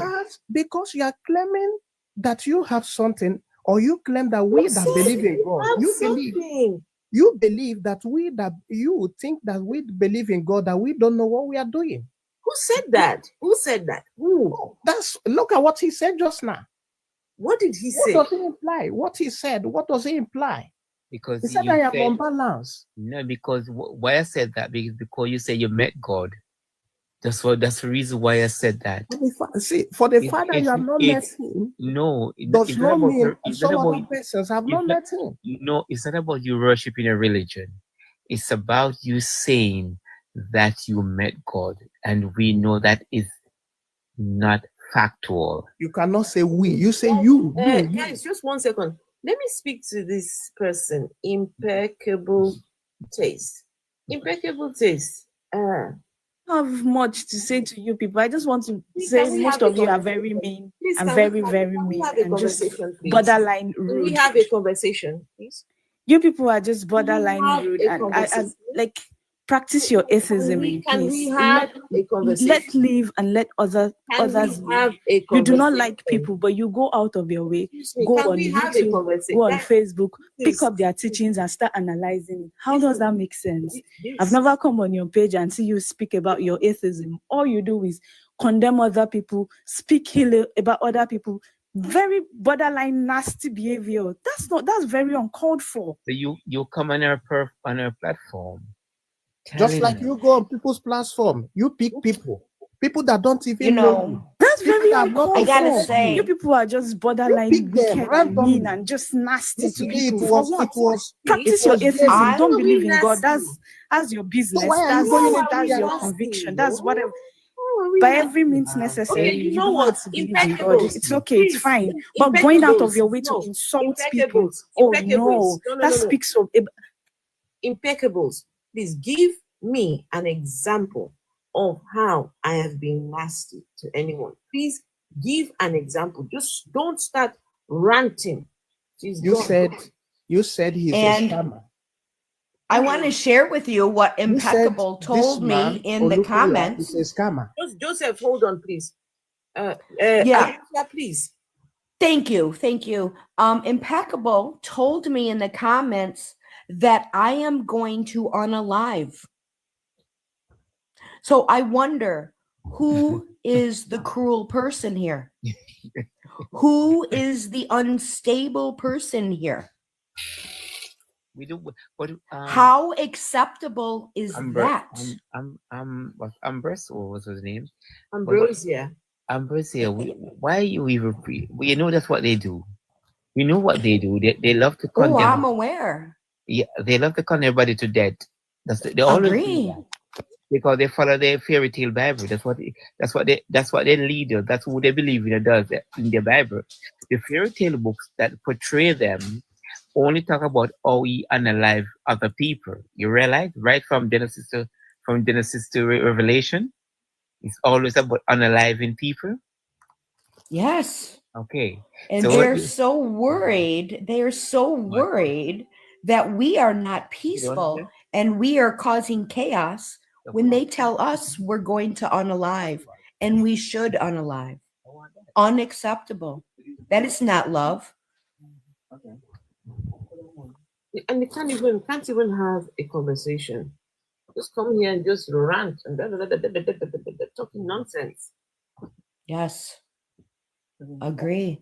Talking nonsense. Here she comes again. Hi. Hey, Ozone. Ambrosia, please, where did I tell you that you're going to on a live? Please, they don't used to lie on my head. I beg. I am not. They know they lie I can for my head. guarantee Which you. one you say? I tell you, say you go on a live.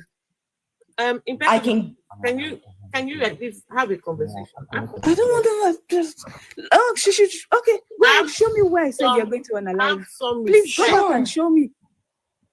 Well, it's actually pretty far back. You didn't say it in English, and I translated it. Please. It's there. That I am going to unalive. Absolutely. Yeah, you all actually asking for. Can you all hear me, right? We can hear you. Yes. Yeah, you actually bid for someone to have conversation with you. Yes. I think the first speaker, I think Joseph up there, was trying to have kind of reasonable conversation. Yeah, he wasn't insulting anyone, right? And when very wicked man came up, he started with something ridiculous. I mean, I wasn't expecting it. It sounds so immature to me. I mean, you are actually defending your faith, and someone has come up to defend his own faith. I mean, there is this inclusiveness that we should have a kind of broad hand to justify our assertion. Do you understand? The problem I have with when I came up on the show is that you are actually stating something. You picked a preacher, you put the name of the church up there, you began to go against word by word. The knowledge this man has, you don't have it. You can't justify, you can't call someone a liar. Even if on the other hand, you are actually on the other end. Nobody's a custodian of knowledge. Do you guys Ozone, do you agree? Ozone, do you agree that there is a demonic kingdom where they are cooking food up there? Ozone? Yeah, I'm very much. Even more than that. No, please, I'm not asking you, Joseph. I'm asking Ozone. Ozone, do you believe that there is a magical kingdom, demonic, where they cook food in this magical kingdom? Something that Olukoya. Let me tell you something quickly. Can you please answer the question? Do you believe that? Yeah, we're coming to that. You want to answer the woman question. Answer a question. Excuse me, very wicked man. I'm not talking to you. Saying that. Hold on. You are the one saying that Olukoya has so much knowledge that I do not have. So just hold on. The things that he is saying, whether it is true or not. The host. Just hold on. Atheist. Don't let him tell you what to do. It's your platform. Don't let him tell you what to do. Excuse me. You asked me to make comment. You brought me up here. If you don't want, you can cancel it. You give a point now. I'm here to to have reasonable conversation with you. You can't intimidate me. That's wrong. Intimidating you. I just asked you. What you did with Joseph. Imagine him coming up and you were all laughing over him. It doesn't make sense. He's idiotic. He's idiotic. Yeah, he's idiotic. Yeah, you know what? Excuse me. Do not judge him. Ozone. I'm trying to have conversation with you. Ozone, excuse me. Ozone, Joseph can fight.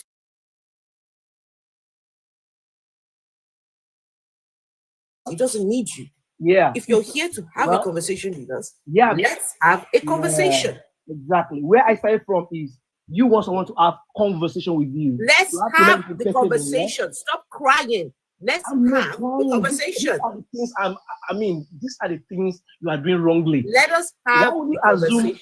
A grown person like me. Ozone, I want to ask you a question. If only you will just stop. Let's talk. Let's talk. Are you a follower of Olukoya? I am a follower of Christ. And I believe so. Why can't you answer the question? Are you a follower? You can't yes or no. You can't put me in the box with your question. I'm a follower of Christ. Guys, see, I'm not a church and have conversation, but just cannot answer the question. You see, that is the point. If you want things to go your way, you are more like. It's not about. You know what? I'm not trying to argue with you. Atheist. I'm not doing that. I'm not. Isn't your platform and you want to go the way you want it to go? If you cannot have a conversation with me, then there's no point of you. Of course, I'm listening to you and I'm answering you. I said I'm a follower of Christ. So that should have answered you. That was not the question I asked you. Olukoya is just a messenger. He's just like a regular pastor, a regular human being that God can use. You know, not like follower of Olukoya. Are you a follower of Olukoya? Was the question. Yes or no? I'm a follower of Christ. Okay. I believe in his calling. So why do you follow Christ? Why do I follow Christ? You see, that's what I was trying to explain to you. No, why do I watched a documentary yesterday, an interview, sorry. Why do you follow? Just hold on. That's what I'm trying to explain. Can you allow me to talk? Why do you follow Christ? That's why I'm trying to explain.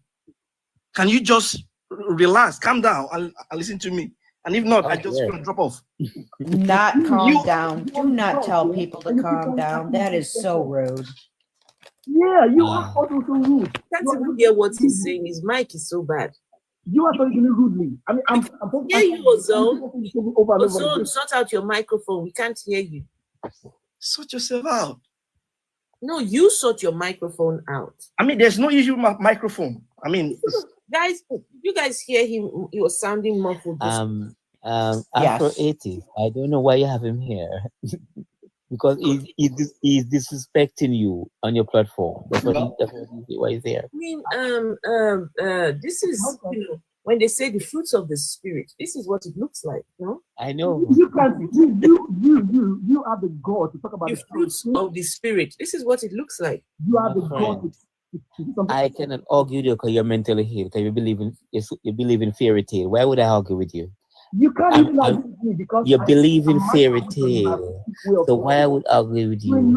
You came up with. I mean, why would I argue with you? We can't even hear what you're saying. You have mental health issue. You need to say psychotherapist. Whatever swing your boat. We can't hear what you're saying as well. Yeah, sounds like he's in a can. Oh, and by the way, I found where she said that I was going to unalive, and I was able to get it screenshotted. Did you? Just in case. Yeah, I got it. So did you? Do you think you can send it to me? Absolutely. On WhatsApp, please. Yep, you got it. These are the people that are supposed to be showing love. These are the people that are going to heaven. What how can they show love when their leader or the follower is all about unaliving people? Yeah, the sky daddy, that one, just the unalive people left, right, and center. So how can we follow? That's right. How can they? It's all about supremacy. Exactly. And they're here because they just want to hear their own voice. That's why they're here. That's all because they want to hear their own voice. You realize they don't want to listen to anybody else. They just want to hear their own voice. That's all they want to hear, their own voice. Well, anyway, if he wants to argue, then I can drop him down. We can carry on speaking about this clown here. What 2HRT? Hello. 2art. Huh? You mean 2art? 2art. Yeah. Hello, 2art. Hello.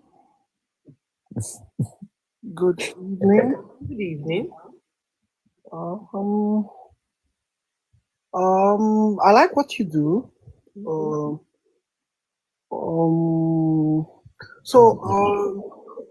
This is the second time I'm coming across your platform. Afro 80s. So you don't have belief in God. Okay, that's good to know. I would not say it. I would just say like sitting on the fence. Okay, It's okay. It's okay. To HRT, it's okay to sit on the fence. Yes, it's all because at times I'm like kind of confused, you know. What can you tell me? Give me an example of something that confuses you. Huh? Give me an example of something because I feel like because I'm a Christian by birth, okay. So at times I'm caught off between rational reasoning and faith. Oh, wow. Because everything the Christian religion teaches us is faith. Do you understand? Yes, But you know, when I started growing up, I go into the medical field. I kind of tend to believe science more because it is very evident. So, because it is very evident, I can see the scientific theory, there's evidence, this treatment is working. You know, what at times when I try to hold on to my Christian faith, you know, I see the miracles in the Bible, the woman with the issue of blood. I started looking at it. What rational reasoning is there? Do you understand what I'm saying? So, I don't want to be lost in the world. So at times I try to believe, but I struggle to keep my sense of reasoning. So I think I'm enjoying this platform, but I also advocate that we try to understand that some people listening to you are just talked in between. So I believe in fairness and trying to listen to the other party. I would not say I'm an atheist, and I would not say I'm a core devoted Christian.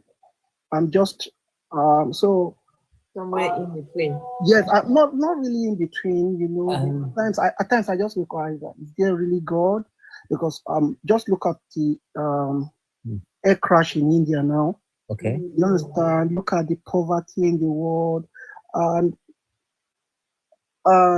at times when I try to maintain the faith, I listen to what ambassadors of Christ are doing. You understand? Like the one you have on your ambassadors. Yes, that's so. But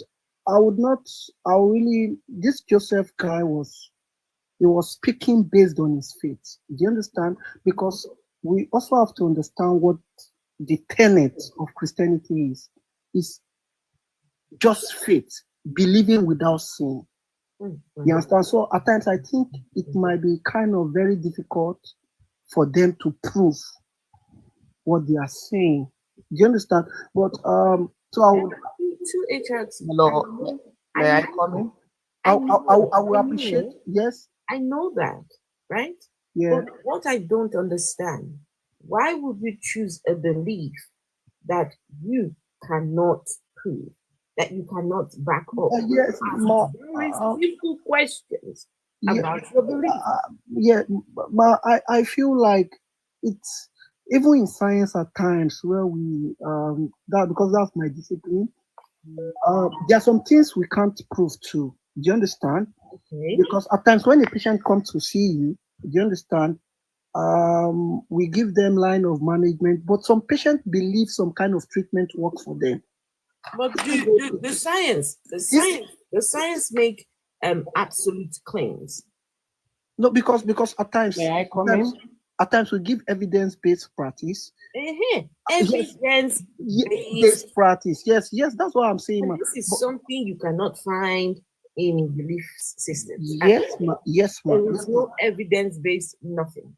Yes, I understand. So, but at times you see some patient telling you this work for them, but you can't explain the scientific rationale behind it.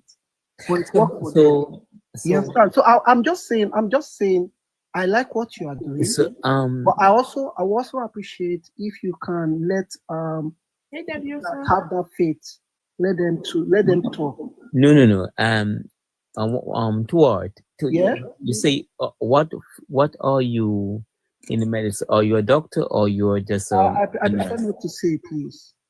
You prefer not to say, right? Yeah. But I'm being respectful, please. That's fine. It's okay. Thank you.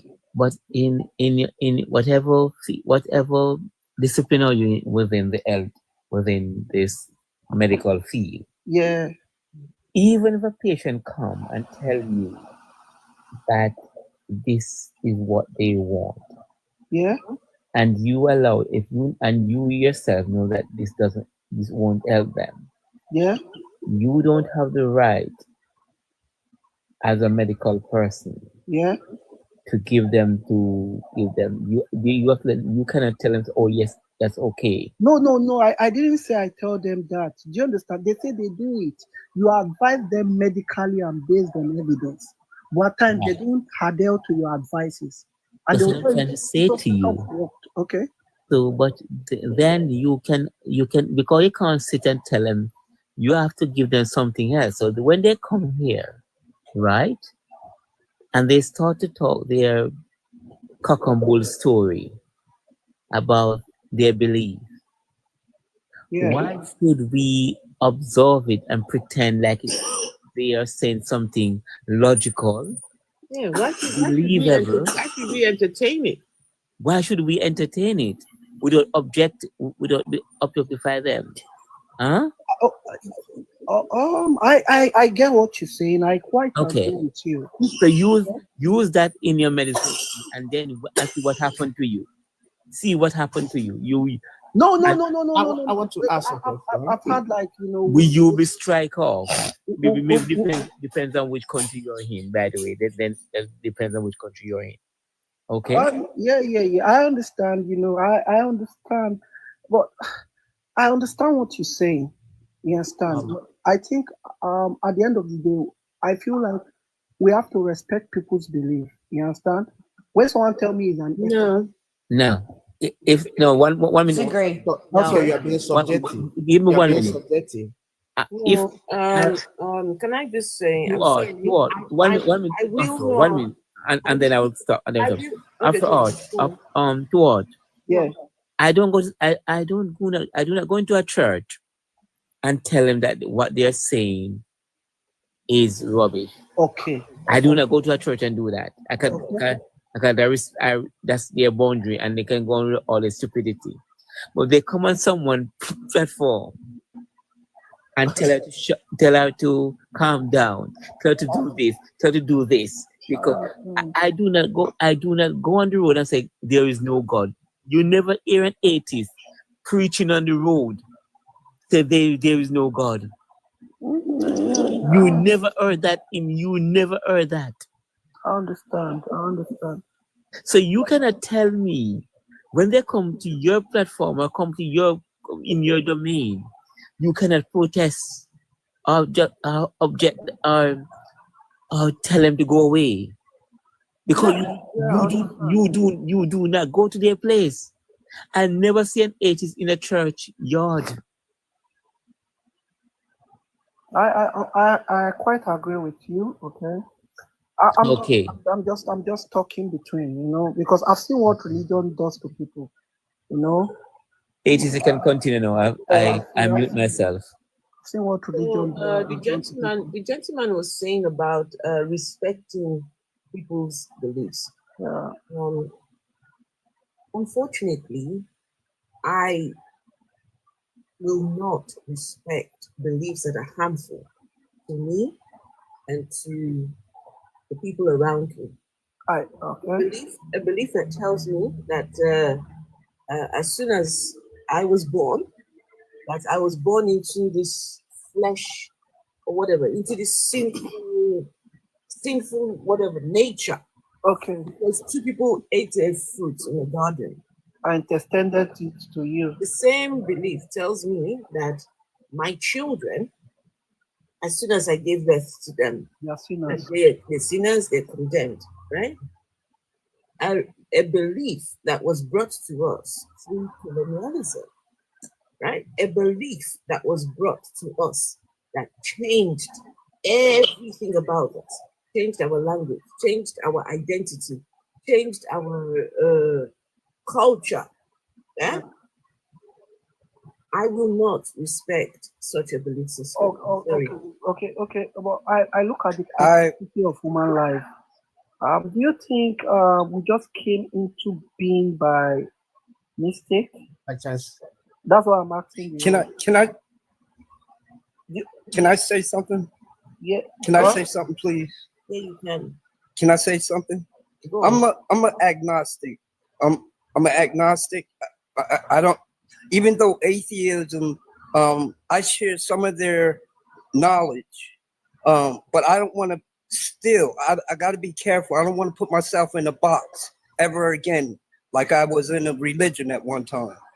And so I choose to use the word agnostic.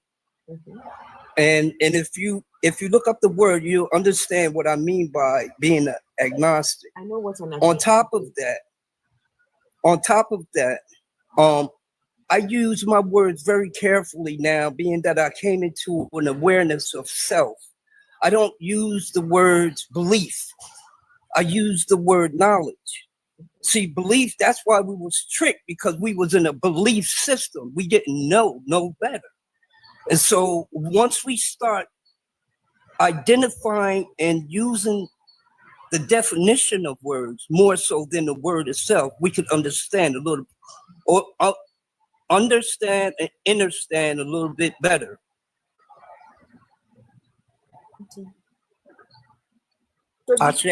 So, Kala, how do you pronounce your name?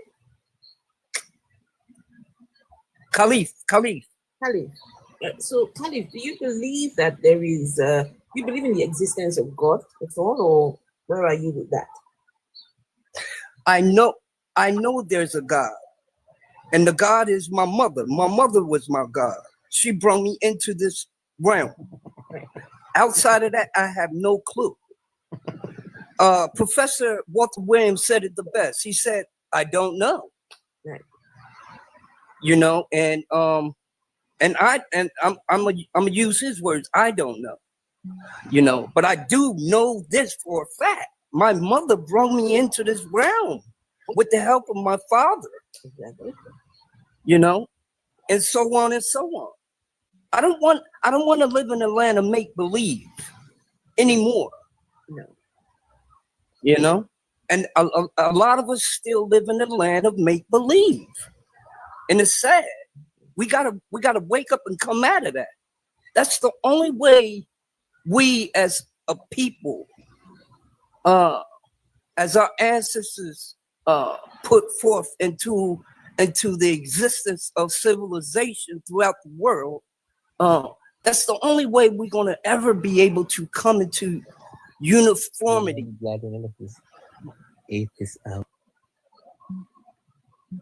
Excuse me? Not you. I was just talking to someone beside me. So. Oh, okay. So, so you're agnostic, and yeah, okay. I think let's see if we can go back to Joseph. Joseph, you've heard a few people speaking. What are your thoughts right now, Joseph? And I'm a vessel of dishonor. My thoughts on what? So you've heard someone. Yeah, I would like you heard his position. He's agnostic. He doesn't know whether a God exists. Okay. Water. Drink some water. Well, so Joseph, do you know, or what is your position with the God? Do you know that God exists? Like I said earlier on, yes. Yes, what? There is a God.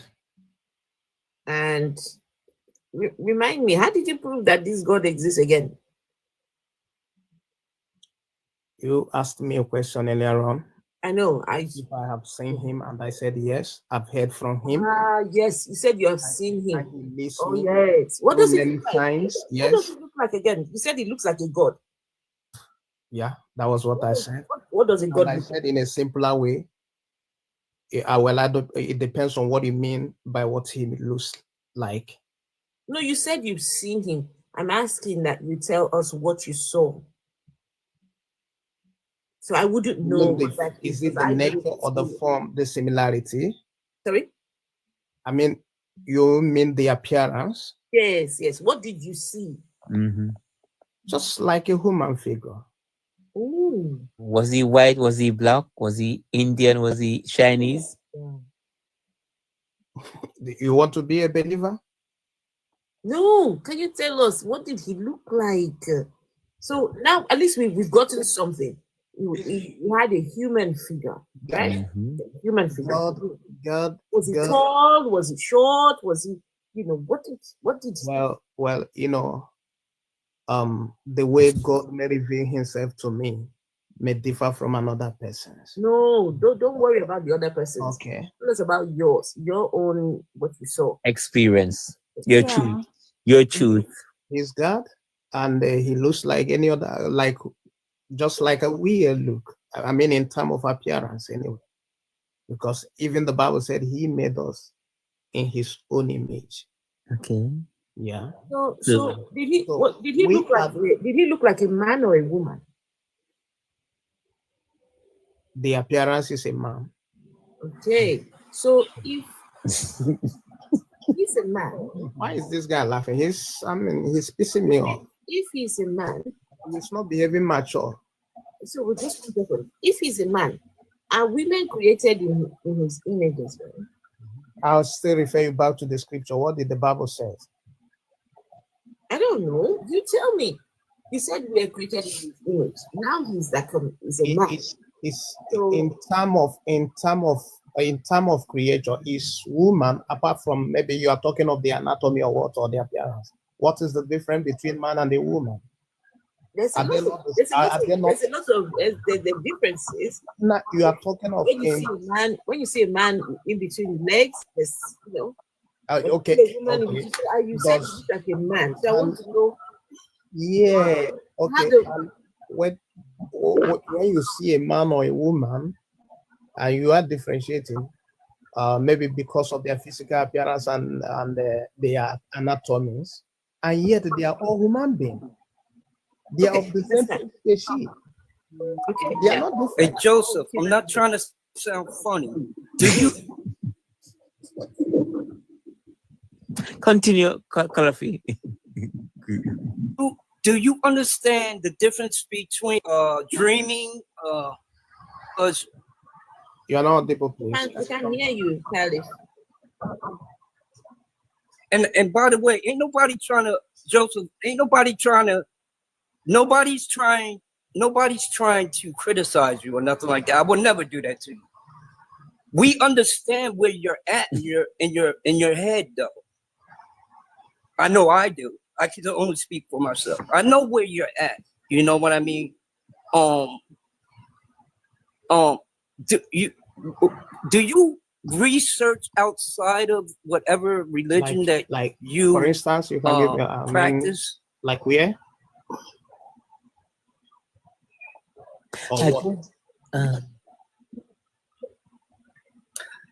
I said, do you research outside of your practice of religion? In what time? Whatever is it you in terms of worship? Maybe you research other religions. Do you do some research on other religions? Well, no, I actually Do you study any other books, or is the book that you worship is like the only book that you focus fiction, on? Other religion, or what? I want you to be specific, please. Any other religious book is specifying. Well, I've tried all that. Not really trying all that, but I have a basic knowledge of other religions and what they believe in. Okay. Yeah. So you have a basic knowledge, but back to your experience and your truth, because it's your truth. It's not my truth. It's your truth. Your truth says that you encounter God, and your truth. So all I want to know, you were in His presence. I'm hearing you. So what does He look like? That's all I want to know. What does He look like? Looks like a man. No, I look like a man. Tuot look like a man. Albo Bright look like a man. Colorful look like a man.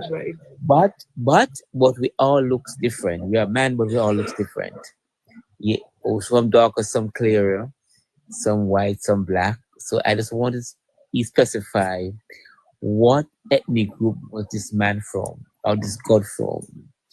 What in God is not human. So you cannot you are bringing ethnicity. I know where you are going. You are bringing ethnicity or maybe so, race. You said God is not human. Did you just say God is not human? He's a spirit. He's not a human. Come on, my guy. Just 5 minutes ago, you said he looks like a human. Now he's not human. Hello. I said the appearance. Now, if I say hello, listen to me. Now he's not human. Listen, when I said he looks, do you understand my English? When I say he looks like, does it mean that he is? It's not what you said, my brother. Let me remind you what you said. You said that God created us in His image. Listen. His own image. You said that God. Yes. So now, when I say image, it's an image human or an appearance of. My brother, calm down. They ask you a question here. You gave an answer that triggered me. When they ask you who does he look like, you say it look like a man. So when they ask you, does God look like a man? Does he look like a man or woman? You now say that there is nothing like man or woman. Is that not what you are saying? Hello. You said I said there is nothing like man or woman. Okay. So you said that God created us in His image. Yes. The image, is it a woman image or man image? The image, is it man or woman? Yes. No. Like I said, you asked me what I saw, and I say man. Yeah, I'm speaking from what I saw. But now I want you to understand something here. Okay. So in the Bible, He said that God created man and woman. Is that not correct? Yes. So which means when He is creating man, He created man in His image and created woman in His image as well. Okay. Is that not correct? Okay. I'm hearing. So now, and when you want to see God, you saw Him as a man's image. Is that not correct? Okay. So now, which means another person can also see Him as a woman. Is that not correct? Exactly. Okay. So now, the question now is this. No, I've got a problem with that, Albright, because when you read the scripture, it clearly says, when the God was speaking to whoever He was speaking, let us make man in our own image. He never mentioned woman there. Remember, woman was created as an afterthought. So this God can never look like a woman. That's your own answer, actually. I even want him to go with that. My sister, I even want him to go with that answer because there will be a point. He will now realize that the answer he's giving, it does not even correspond. You understand me? Because at the end of the day, he's not telling us that God can be a man, God can be a woman. My brother, is that not correct? God can look like a man. God can look like a woman. God can look like a man and God can look like a woman. Is that not correct, my brother? Yes. Which means God is not a spirit because a spirit does not have image. Is that not correct? A spirit. Have you seen one before? No, now that's why I say it doesn't have image. So how do you now say the spirit has no image since you have not seen one? My brother, have you seen spirit before? I have. Okay. Wow. What image do you see in spirit when you see spirit? Well, you want to know? Are you asking me? Is that why you don't believe in spirit, because you have not seen a spirit? My brother, I'm asking you now.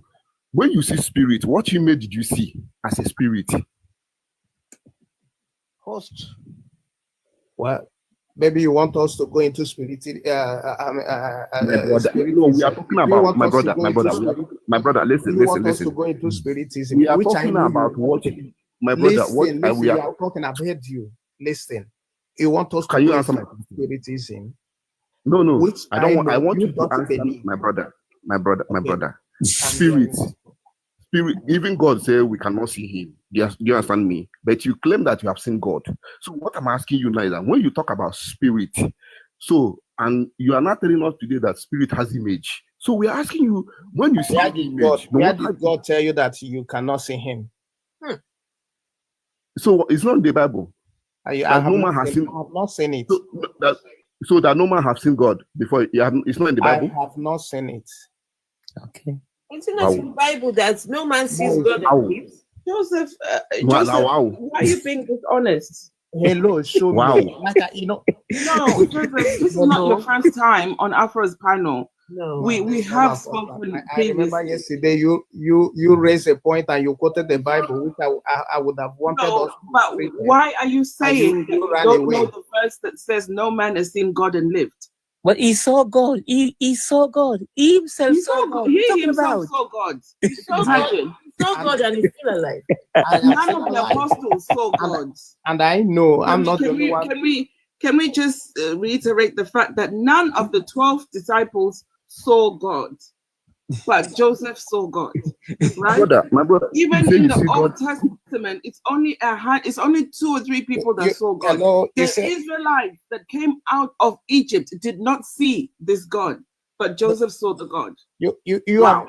I thought yesterday you said you have read all the Bible, and you said nobody has seen God. Moses never saw God, right? Elijah never saw God. No Bible says nobody has seen God and lived. I'm asking you, and yet these people you're asking me about are people who are dead. Show me somebody who is alive. I am here. I am here. I am here. I said I'm saying God. Who else besides means that Bible side, that Bible that said no man has seen God and live. That means that Bible is lying. The same Bible told you that Moses saw God. Hello, Bright and Vessel. Can you give me Joseph? Go ahead. Joseph, have you taken your medication yet?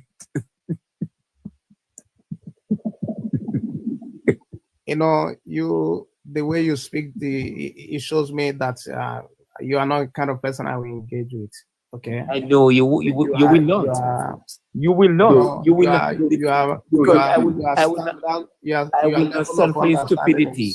I will not stand for your stupidity. I think is low a bit. Yes, I know. Because you are not behaving mature. I will not stand for your stupidity. So yes, you won't argue with me. What looks for stupidity to some other? I will tell you frankly, I'm not going to run any corner with you. You are mentally ill and you need to see a psychologist. Just like I will tell you, the Bible said a fool is only a fool that claims to be wise. I prefer to be a fool than believe in your stupidity. I will also prefer to be a fool in the Bible and believing in the God which has shown me evidence than to be like somebody like you that have you have nothing to hope for except in that emptiness. Joseph, who wrote the Bible? They are there. I thought you said you have read the Bible. I'm asking you. You said you believe in the Bible, right? Yes. I don't believe in it. You believe in the Bible. It's not my head. Can you tell me who I'm not the one that made you an unbeliever. Who wrote the Bible, Joseph? You don't believe Joseph, who wrote the Bible? Why is it that every time I ask you a question you can't answer, you get defensive? I said they are there. Pray to your God to give you wisdom. Pray to God to give you the answers to the question. Right? There's no need to get defensive.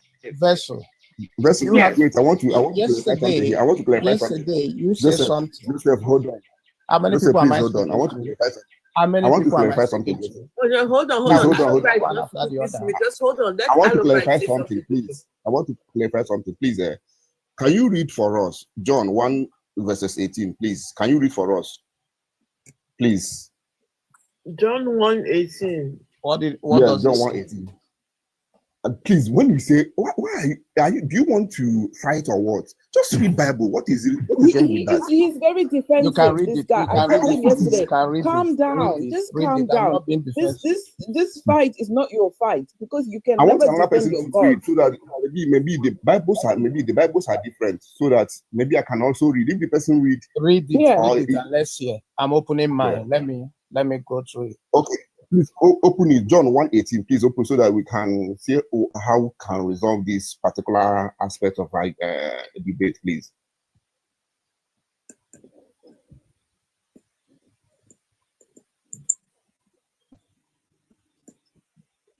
Are you there?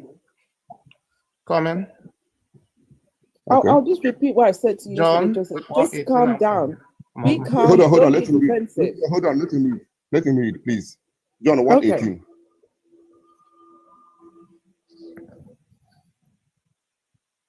Now, brother, please read where we can hear it, please. Okay. We don't have to perform. Okay. So Can no read, please. No one has seen God Read it. at any No, read it like you are reading Bible. Not he said. Just read it like you are reading Bible. Normal the way they read Bible, please, so that everyone will listen. Will hear, please. Thank Although you. I'm reading from my own version. So no one has seen God at any time. Sorry. The only begotten Son of God, who is in the bosom of the Father, he has declared a voice in the wilderness. Okay. Yeah. So please, where you read said, no one has seen God. All right. Okay. Yeah. So and you challenge. You know that Bible verse is lying. Is that not correct? What do you because mean by according to you, like not? Because you have seen God, and that place said that no one has seen God. Yeah. Right? Can I explain to you what it means? Can I explain to you what it means? What he's trying to say. He said only one person. He said only one person. So tell me what it means. It means that physically, just like you can see your father or your mother, or your physically with your naked physical eyes, nobody has seen God in that mood. Okay, So when you see God, what do you see it with? What do you see it with? Yes, that's where we are going. Okay. It's a spiritual thing, which if you don't have it, there is no way you will understand it. Now, okay, so you mean you have believe... spiritual eyes? You mean you have spiritual eyes and physical eyes, right? Yes. Okay.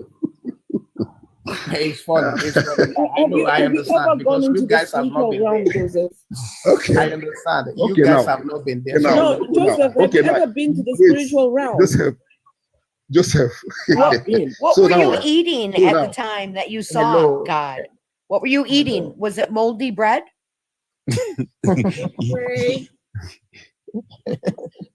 No, he was taking a 2-draw of what do you mean by what he's eating? Who told you that God is all about eating and drinking?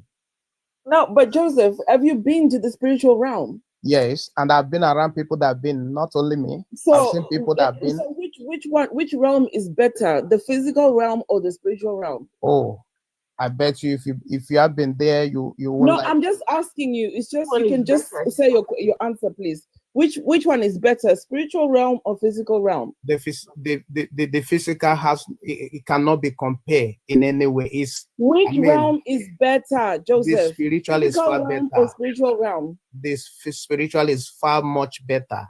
Why don't you go there? Why do you come back to the physical? Why don't you go and stay there in the spiritual realm? Because you mean I should go there to leave the world here and go there, or what do you mean? Yes, go and live there. It's better than this one. So why don't you go live there? I go there and stay there. Every time, from time to time. Just go and stay there permanently, Joseph. Oh, so, okay, you're telling me to kill myself? If you want to. No. I mean, it's up to you if that's what you want to do. And my Bible teaches against that. I cannot kill myself. Show me where it says so in your Bible. No. Say that. Listen to me. The Bible says thou shalt not kill. So for me to kill myself, thou shalt not kill thyself. My brother, you don't come again. You don't come again. If you're going into the spiritual realm, it means you are unalive. It means you are already dead. right? Wait, So wait, you are when basically you telling us that you are unaliving and resurrecting. Can we Whenever talk you one go to the after the spiritual other? realm, it means by then you are dead and you're resurrecting come yourself. again. You are dead. Jesus God only said, resurrected once, "Thou shalt but not you are come." resurrecting multiple times. Are you better than Jesus? How many people are speaking? So, You like heard You what are, I you are, said, Toto. when you are out my of brother, the you don't come body, again. you are dead to the body at that time, at that particular You don't come time. again. So Thou you're shalt not kill. resurrecting Thou all shalt the not kill. time. Hello, you said what? I said, so you're resurrecting. It's You're not dead to about- the body at that time, and then you resurrect yourself. Well, if you put it in that way, maybe it's the way you will understand. I will say yes. Well, that's what you're saying, basically. Because if you're saying you go to the spirit realm, we know that it's only people who have unalived that go to the spirit realm. Let me put and it then you are going in and out, in and out, in and out, you know? So it's kind of confusing. Let me now put it to you this way. You go to bed, right? You sleep. When you sleep, do you know where you are? I'm in my bed. You are in your bed. And you have dreams in your bed. I don't dream. Okay, I see. Okay. My brother. Any other person here dreams? Any other person here dream? My brother. I do not dream either. What concerns dream with his spirit? What I'm saying, how do you explain that you go to bed and you lie down on your bed and you are having activities while you are sleeping? And when you wake up, my brother, I'm asking you, what concerns dream? What concerns dream with his spirit? I'm just trying to explain. Just like she's saying, you die, you resurrect, you die, you resurrect. Just I was just it's a lay down rule, my brother. It's a lay down rule. What is a lay down rule? There's a different, like do you do it every night? Dream. There's a dream that has nothing to do with spirit, unless you now want to say that dream is spirit. Is that what you think? Spiritual. That is what you think. It's not what I think, it's what it is, my brother. It's not what I think, it's what it is. You think. Now let me give you insight. Now let me ask you these questions now. Okay. When you talk about spirit, which spirit are you talking about specifically? Is it because people, according to people, there's Holy Spirit, there is evil spirit. Is that not correct? Yes. Just like there are good people and there are bad people. Good. So now, when you are talking about spirit, which spirit can I be in before I start dreaming as unbeliever? Hello, Bright, you forgot Mommy Water spirits. No, I'm even coming. No, that one is in the region of evil spirit. They call it evil spirit. Which spirit as unbeliever have to be in before I can be able to dream? Since dream is spiritual. So tell me. Now, well, you understand the human nature, that man is a tripartite being. Which you know, we talk about. Can you answer my question? Can you answer my question? I ask you a direct question. Which spirit? Hello, I've got to go. Must I be inside? Hello. You need to go. I've got to go. I have prayers. No problem. I'm going there. I want to go there. So I will meet you. I will meet you guys some other time. Okay, maybe tomorrow. So you're going to go. In spirit. Yes, I want to go. I want to go. To tell you that I mean this. Do you know the meaning of prayer? Changing God's plan. You want to go and change God's plan. He's got an alarm to pray to remind him to pray. Yeah, but prayer is not to change something that God has planned that you are going to do. Or you are going to remind God what. Oh, my brother, that is. Are you going to remind God? Not the definition of so prayer. You are going to remind God what. So are you going to remind God what to do? No. You are going to remind God according to my own doctrine or my own teaching, or not. You are going to remind God what to do. No, prayer is a communication between us and God. He has a date with God. When you communicate, are you not going to tell God? Are you not going to unalive my enemy, make my enemy not see? Is that what you are going to do? It could be part of it. So that means you are going to remind God what to do for you. Is that not correct? Mm-hmm. Did God set your alarm clock for you? Memory. It's not. You're going to remind God what to reminding. It's not when you are making a request. It doesn't mean you are reminding. Yes. Why? That's what I'm saying now. You are listen. What you need. Hello. Okay. You are going to remind God of what you need. What you need. Is that not correct? His house rent is due. I use the word Heavenly request. Father, I'm going with your own. I'm going with your own. You are going to make a request to God. What reminding and requesting are not the same. They are not the same way. Okay, now you are going to request. Wait, you are going to request from God what He's supposed to do for you. What He's supposed? Yes. Can you tell God we want to talk to Him? Can you tell Him we want to talk to Him? I have some questions. This God don't even know what you need, unless you unless you made a request before He can. Hello. Is that correct? I want to ask you something. Is that not correct? Let me ask you something. Yeah, ask. When you go to your father, or you have. My father is a human being. My father is a human being. That is what I'm saying. God doesn't have limits. You ask him for something. Does it mean that you are reminding him? Of course, I can remind him. Of course, because he's a human being. For Joseph, he can forget. Because your father knows that the rent needs to be paid. He knows you need school fees money. Just like God also knows. And he does all those things automatically. This brother here is not telling us. He said he this brother that is not telling us that God operates like a human being. When you go to my brother, God operates. Does God operate like human being? Albright is trying to say something. What do you mean by how does God operate like human being? No, because you are using father who is a human being who has limits. God does not have limits. My father cannot look at me now and know what I need just by looking at me. And you yet me? the Bible, the same God asks you. The same God asks you to ask. Despite that you know that you need that thing, He also asks you. See, let me give you a simple analogy. Listen. You guys ask and you don't listen. That's the problem I have with you. Listen, you have asked your question. I've heard you. Let me give you an instance of what happened to me. Some time ago, some years back, I was in University of Ibadan. Brother, that's your story. I'm not interested in your story. That's your own story. So lies. You can lie. You it's people not, can lie. I am somebody wait. Hello. It's not somebody that says it's not somebody that says she collected AK-47 from armed robbers. Yes, so that is your own the lie. problem you have is my brother, wait. Listen, you learn from me. You cannot be talking and you don't want me to talk. I can't learn from you with your story because your story is going so how do you want me to learn from you? And you want me to learn from you? You don't need to learn from me. What I'm saying is that you are going to your God who knows everything before you were created, to know God and make a request. So that means you are not are you not in His plans that He already know what He's supposed to do for you? Okay. You are in His plans. You already know. Even you people, when people are praying, you say, God, you already know what I need. Okay. But you are still reminding Him. You are still telling Him. You are still, always begging Him. Yes. For example, now. For example, 2027. For example, now 2027. Now, all of you, we Nigerians, most of you are going to be praying. God, we don't need Muslim to rule us. You don't need this. You are telling Him what you don't need and what you need. And you people lie a lot because in prayer, how prayer works, you tell Him what you need. You remind Him how you wanted this thing the other time, that thing He has never fulfilled it for you. You keep on praying.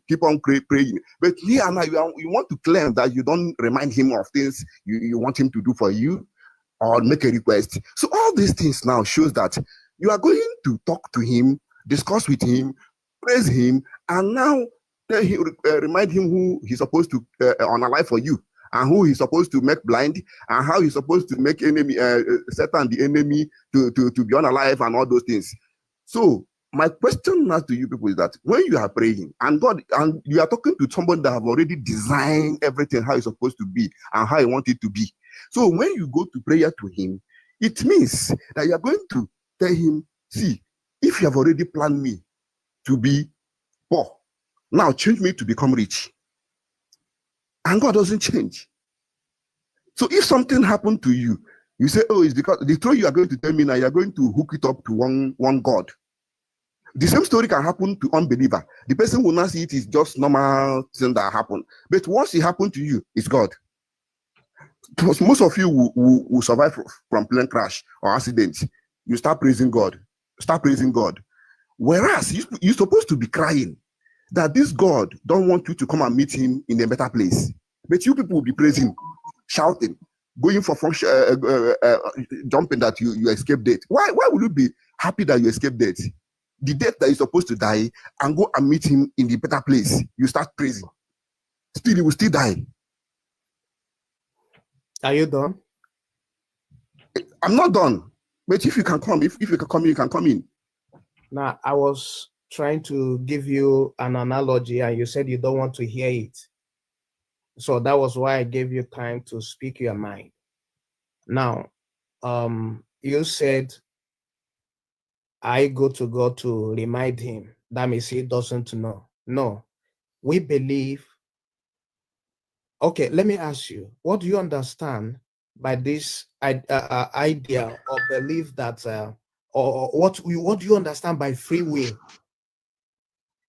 Will. That's what there's no free will for, so there's no way I can understand it. There is nothing like free will. So now, yes, when you say there is no free will, that means you are always subjective. That is, whatever you are doing is something that you don't have a choice. Is that what you are telling me?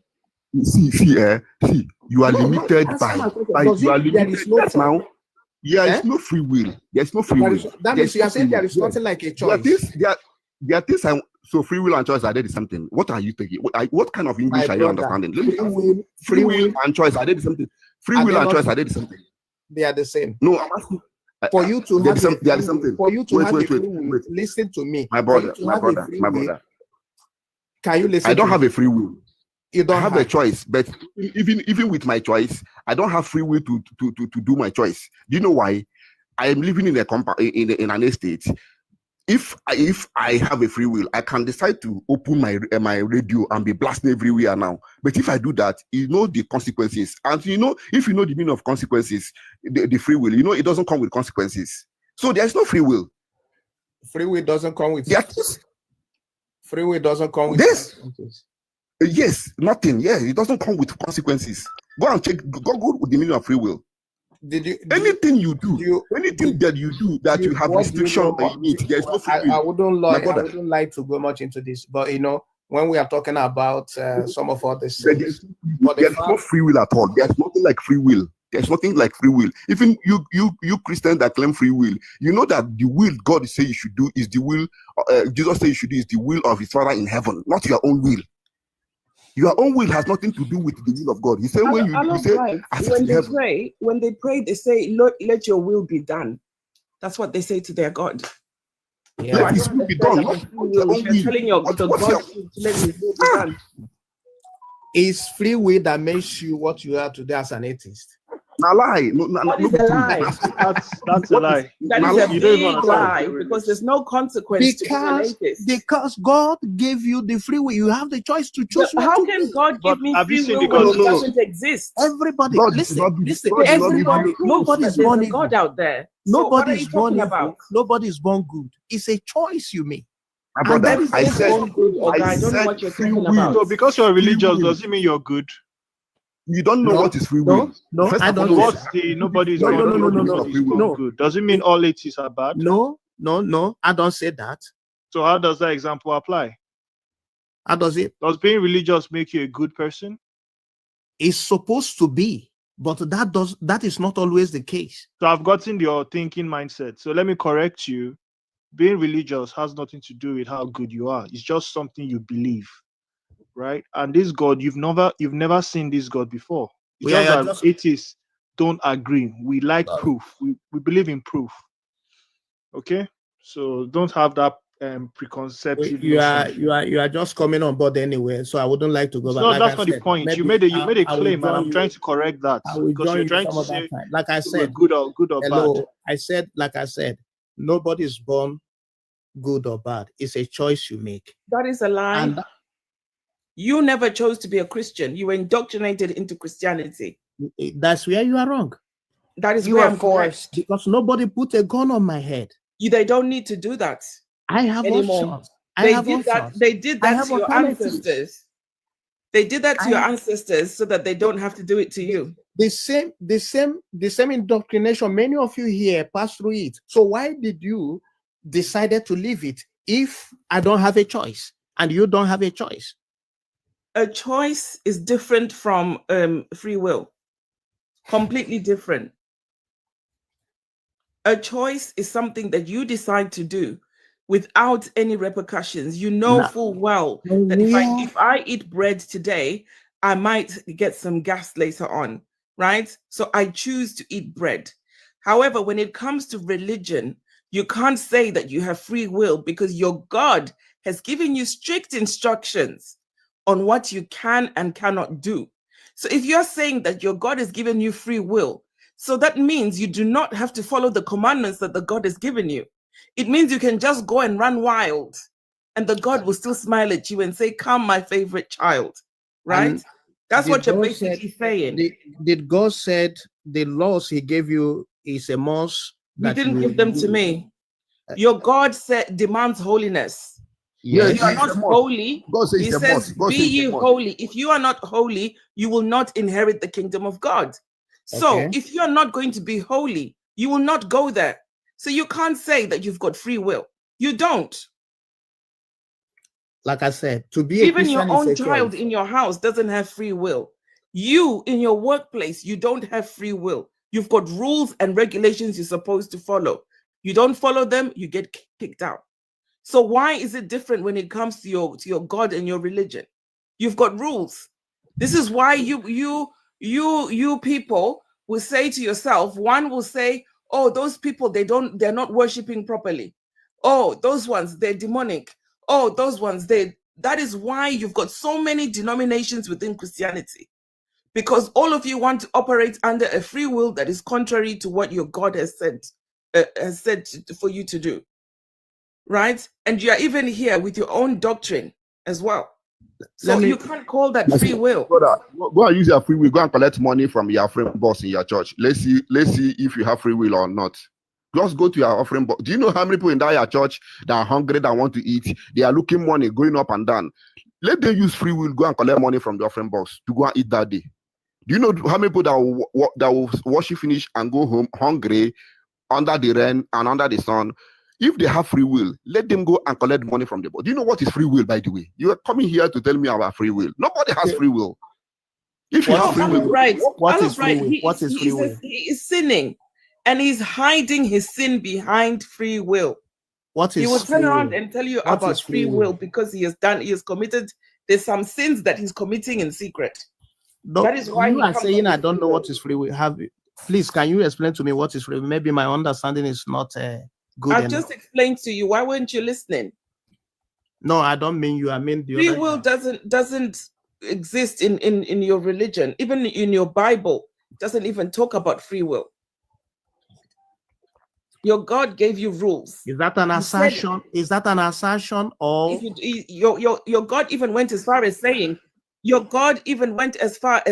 that if you don't follow the rules, you are of the devil. Yes. That is what your God said. And he also gave. So if you are not following the rules, you are not a Christian, you are of the devil. Let me read something. According Let to me your read God. something for you from the book of Revelation. Why really? I thought you're going to read something Jesus said. Yes. Or something now, God said. Listen. Now, my brother, listen, let me finish this one. Free will is the power of acting without the constraint of necessity or faith. The ability to act at one's own discretion. Yes. That's free will. Yes. Now, that is what God has given you to do. That is why you can decide to be an atheist, and He will not kill you. Come. Listen to me. Listen to me. Calm down. We meet He said, listen. Oh, he said without constraint. Hold on. Do you know what constraint mean? Do you know what constraint mean? Do you know that according to do you know that like you people are like robots that they control? Do you understand me? You can't go out of, because once you go out of it, you have been constrained not to go out of it. You don't go. He's praying now. God is calling him. He knows your heart. You have to pray. You have to pray every day. God knows you. He knows your heart. God knows you. He knows your heart. But you have to pray. Every day you have to pray. Every morning, afternoon, evening. You have to pray to this God. But He knows your heart. He knows everything. Could you imagine? Well, tell me the rationale behind it. This God knows you everything. He knows your in and out. He knows you're going out and going in. But every day you have to meet. Yes, you have to pray in the midnight, because in the morning the God is too busy to listen to you. In the night, that's where these people. Alright. Some of them in the middle of the night they strip naked. Yes. They strip naked. I know. That's where God can be able to see them and answer their prayer. They say, when you strip naked, God can listen, God can hear you. Could you imagine? These people, this is mental illness, but they don't understand it. They're How going can you tell me that in the middle of you the have night, they're climbing mountains to go and pray a on top caring of the God? mountain? You have Because to go if they're inside the in their mountain. house, the God won't hear them, so they have to climb a mountain Yes, at midnight. yes, this God is Wait a everywhere. minute. Yes. Wait a minute. Yes, Wait they a claim minute. that this So God you're is everywhere. saying that people need to be naked to pray? Yes. Why does Yeah, a lot. God They need do it a to lot. see naked people? Is God a 3PDO? Yes, he is. Have you forgotten Have you forgotten why he kicked out Adam and Eve from the garden? It's because they knew they were naked. That's why he kicked them out. Gosh. The whole time they didn't know they were naked. He was fine with them being in the garden. But the moment they had the knowledge that they were naked, they had to go. They had I hope to my go. puppies don't recognize that they're naked then. Yeah. Oh no. Oh no. Oh dear. Oh dear me. That is crazy. Shout, you are there shouting prayer is power. You prayed against Muslim. God did not listen. Your prayer did not power anything. All your prayers, your insecurity you have been praying for all these years. Your God never everyday security. Your God. The only thing your God answer is when you carry your CV, go to office. Your fellow church member employ you. You start praising God. The most important thing you are praying. You are God, not the Holy Ghost fire against Muslim, bad road, they should not unalive us. You are God. Witches and wizards. Yeah, witches and wizard. You are God. The only time your God answers you is when you get job, visa. God, I prayed for 2 years. They give me Canada visa. That's the only prayer. You people come and tell us that they got your answer. The most important, go to the hospital and pray.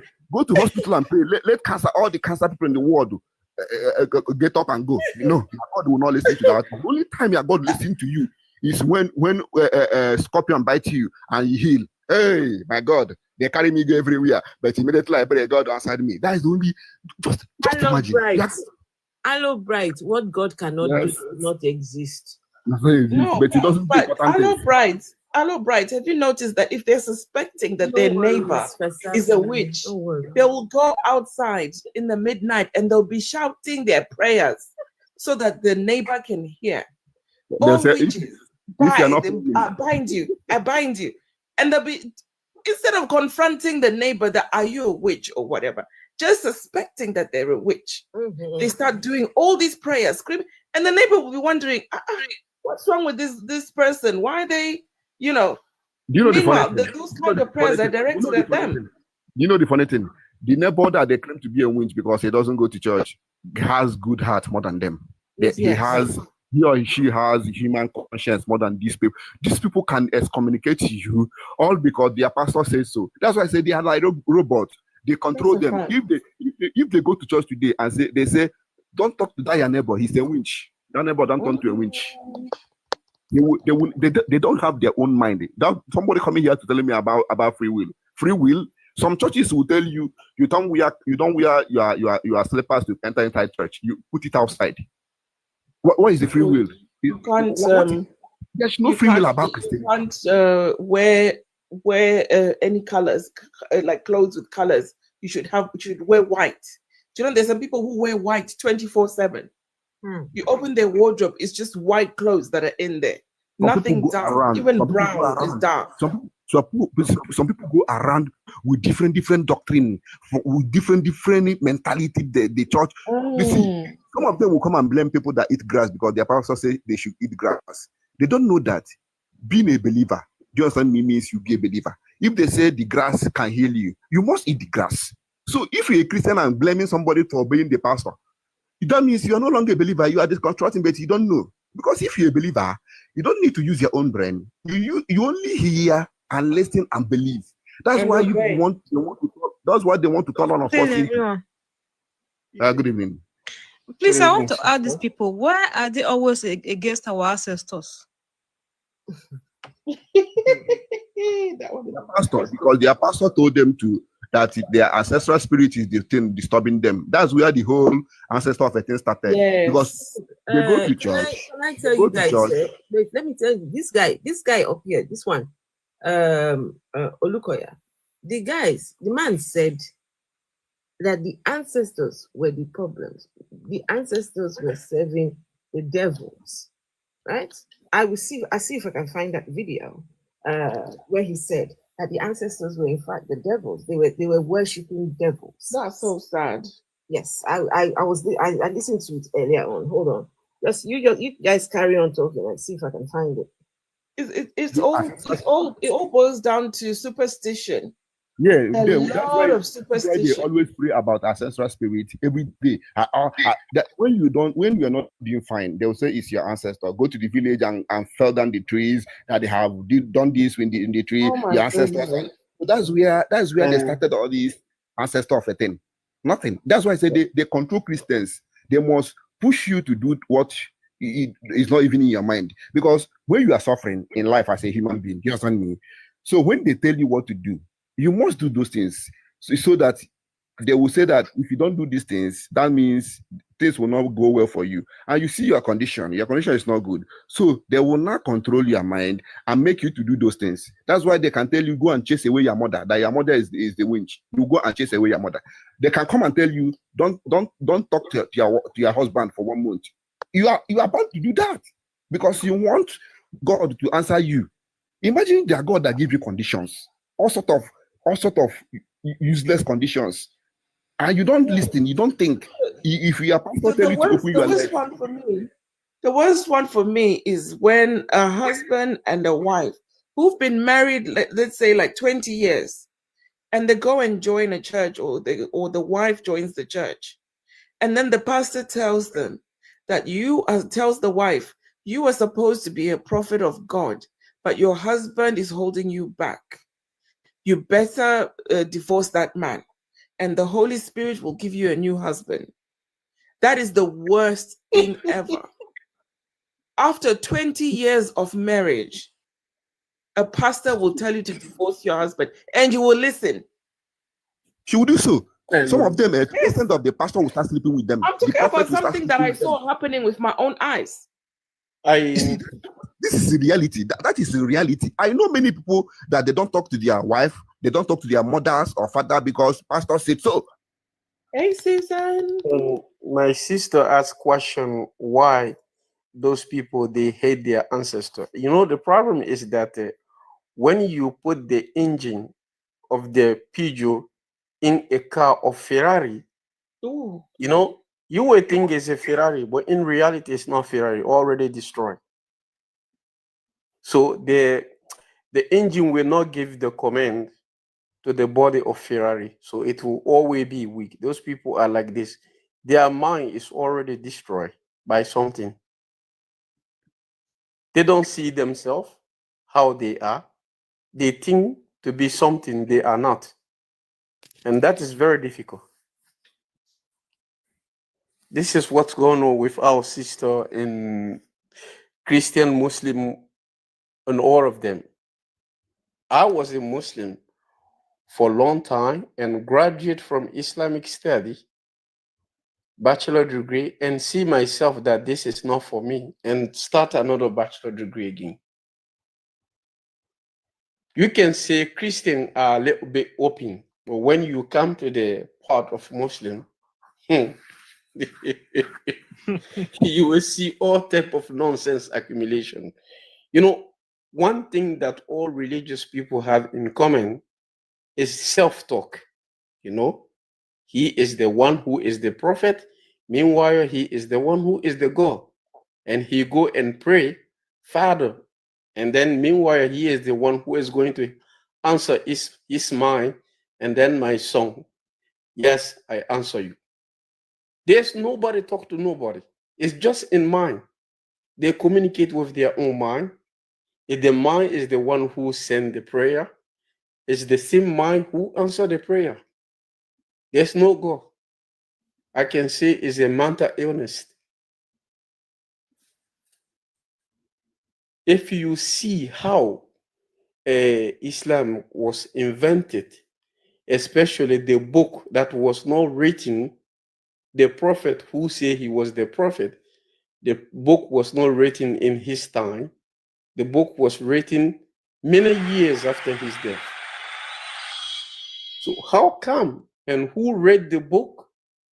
They unalive one another. Imam after imam. First imam came, they unalive that, and the second one come, they unalive that during the time of the prayer. And they are the one who regroup and read the Quran. How can we follow that? So, and the prophet that we call soul prophet that was womanizer, he said he married to the woman who was 40 years old, that that divorced woman was the one who gave him 6 children, which is lie, because the woman already has her 6 children before married to him while he was 25. And he get married to 9 women plus, none of them get child from him. So how can we take this guy as a prophet? And also one of those young 9 women, one he married her when was 6 years old and have intercourse while she was 9. Another thing again that they say that this prophet, he was born 4 years after death of his father. How that can be his father? And the same prophet, he adopted a child since childhood as a son. Until this child grew up, everybody called him the son of the Muhammad. And then when the boy came to time of marry, he gave his cousin lady to that son. And after marriage, he fell in love with the same lady, and make her son divorce the same lady, which is his cousin, and marry to the same lady. And the Muslim find that as a logic. And when you ask them, will you do the same? They say no. Prophet is the exception. So I don't know. I stay asking myself as a question. When you ask Muslim people, what is Allah? They say Allah is the God. And then they say, we have had a prophet, Muslim Arabic, who passed before Muhammad. Yes. Do you have any book or any references in which all those prophets mentioning the name Allah? They will say no. Whose name was Allah? The Muhammad grandfather named Muhammad father to Abdullah. What you have to understand when you hear Arabic people, Abdul, when you say Abdul, it means slave or servitor, a slave of this. Abdul, it means slave. The team that come after Abdul, it was the team they used to worship. What a Abdullah mean? There's a statue called Allah, then Abdullah, Abdul Muttalib, all this name that come after Abdul, it was the thing that they used to worship. So Muhammad's grandfather was not Muslim. And then his father was not neither Muslim. His father died before he was born. And his father's name is Abdullah, Allah. And then Muhammad got Islam age of 40. How come his father was not Muslim, didn't believe in Allah, and then Muhammad said Allah is the messenger who sent him? What is Hey, the Shepherd, Allah? Yeah. I have a question for you. Yeah. What was there something that happened that made you think differently or decide to question your own faith? Yes. When I was the kid, yes, I will answer the question. When I was the kid, my brother used to scare me too much. He is the imam, and today he still a great imam in my country. He used to scare me a lot. When you die, there are the 2 angels. They're gonna ask you question: who is your God? You will say it's Allah. If you don't say that, they're gonna beat you and hit you. and all this. But one thing come to my mind: if you don't pray, one day you will be punished in the day of judgment day for how many? So I started to question myself in that. But I was a kid; I was not used to pray, but I memorized Quran very, very well. As I was good in that. If you read Surah 57, verse 22, Allah say, anything happen to this earth and anything happen to the human on this earth was created and registered before you was born. So if that is true, how come if my life is already registered that I'm going to heal, why I still continue doing prayer? If my life is already registered that I'm going to be sinner, why do I continue? Even I pray, it is already registered before I was born that I'm going to do this, I will do this, I will do this. If I accomplish that, is the wishes of the Allah, is there something that Allah himself read for me to do it? So when I apply what he said, why he is going to punish me when I die? That was one of my questions. Another question again is that come to my mind. He said, there is no harm in this world. We're going to believe in Allah without agreement of Allah. So if that is true, why he sent the prophet to tell people to believe him? And love that you ask the question why. Yes. Yes. That is what I notice is missing so much in every religious person. Exactly. Is the ability to ask why and how. And also, another verse also in Quran say, Allah punish the one who he want, and he forgives who he's want. So it's not your effort, it's the wishes of Allah. So why do I continue to do the thing? So it's still glad you got your mind back. Congratulations, yes. You got your mind back. It's yours. I said I wanted to look for a particular video where a lady who came up and asked that question, right? Let me play for you Olukoya and how he's going to blame the ancestors for worshiping. Just listen. What do you mean by deliverance? Deliverance is the breaking of wicked chains, tying people. There are wicked chains in the spirit, tying people. What is deliverance? Deliverance is to loose the bands of the wicked. There is what the Bible calls the bands of the wicked. That's deliverance. What is deliverance? Deliverance is freedom from oppression. Somebody is being oppressed. You sleep, they are pressing you down. Things are not moving the way they should move. Some powers are just against your health. Going from one health issue to the other, one health issue to the other, one health issue to the other is oppression. What is deliverance? Deliverance is environmental spiritual sanitation. That is, we want to move into a house, we want to move into a shop, we want to move into somewhere. You first of all sanitize the place with prayer.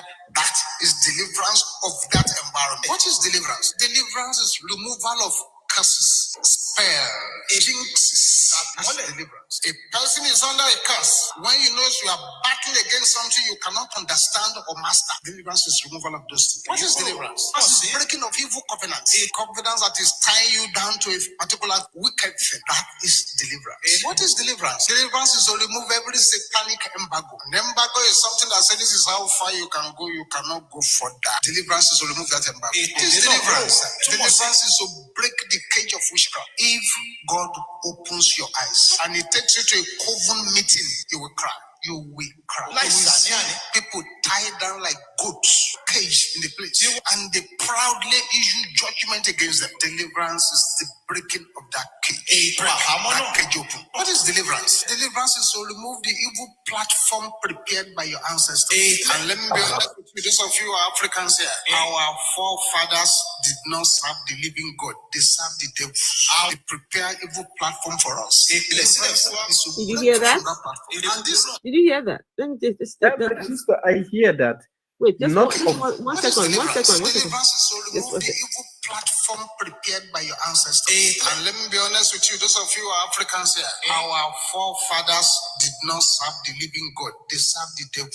They prepare evil platform for us. Deliverance is to break through from that platform. And this ancestral platform thing is all over the world. It's all over the world. They brought a white girl to. So our ancestors now were serving devils, says Olukoya.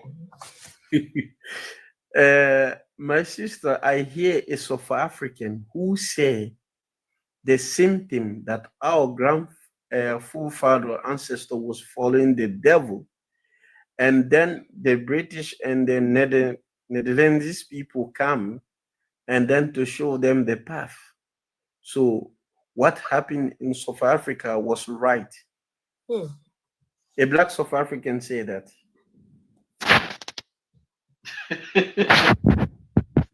Honestly, listen, I can't even. Susan, how are you? Hope you're doing okay.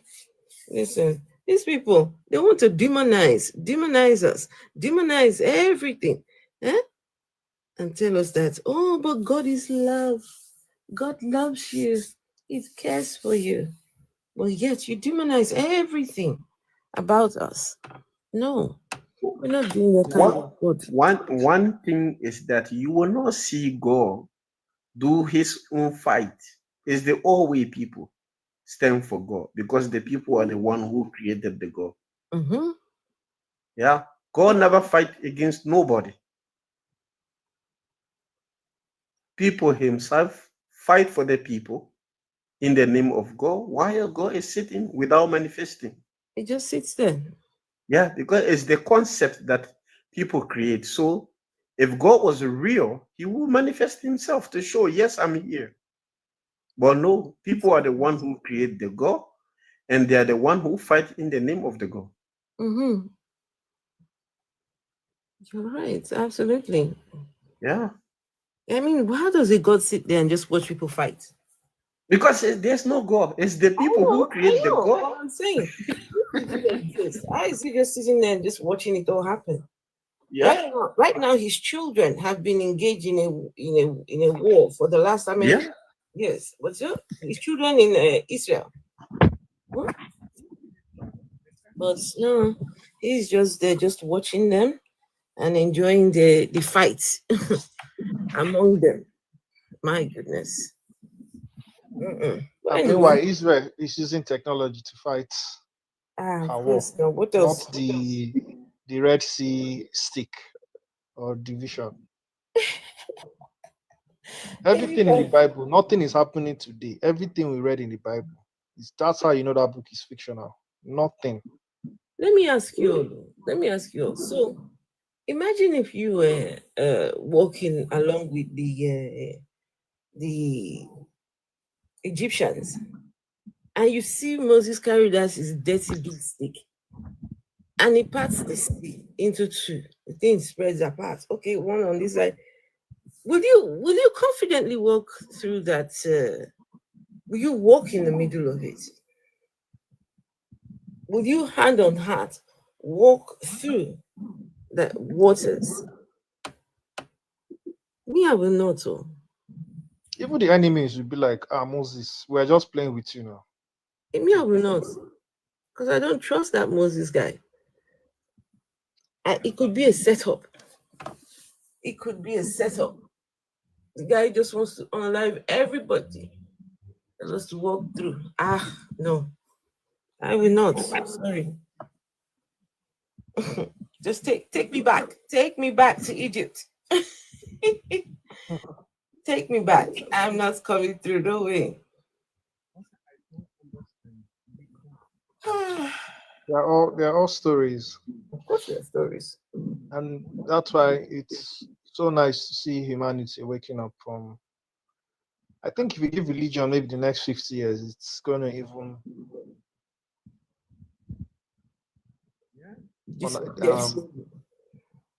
become irrelevant. Because if you think about it, if, let's say, a country like Nigeria, if we had good road, electricity, all those things we pray for, trust me, people won't be religious. People won't go to church. No. Of course not. So the environment makes in a religion grows or booms, but good thing we have internet, so people have access to information. I was watching a video where some people went to church just to go and charge their phones because there is electricity at church. So you can see in the video, you see like a like a what do you call that, cable where you connect things. You see so many phones attached to that thing, right? Because people are charging their phones. Man. Meanwhile, they have Jerry Zero. What God cannot do does not exist. What did he call this again? He says horses and riders. Horses and riders. I think the reason why Africa don't progress is what happened to your mic? I can't hear you. I can't hear you.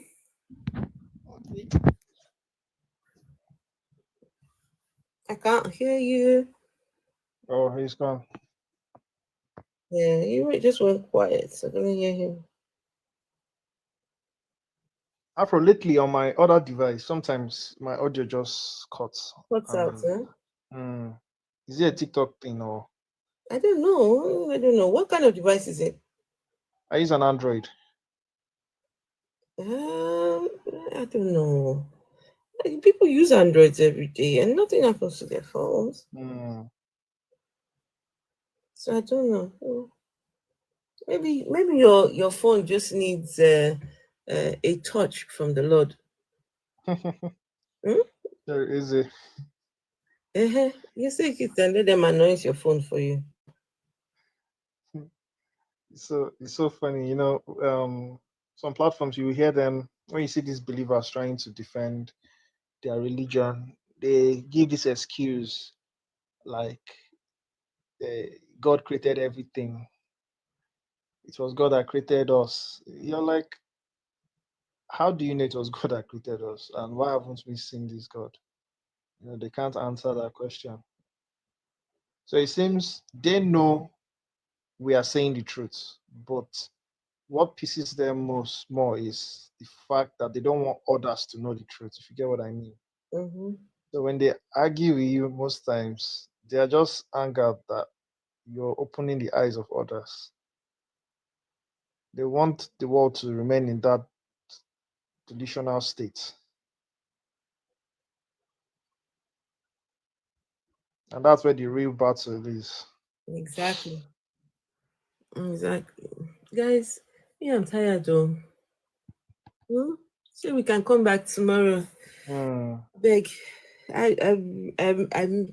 need to get some sleep. Yeah, we shall be back tomorrow, my people. All right, that's all. Take care. Good night.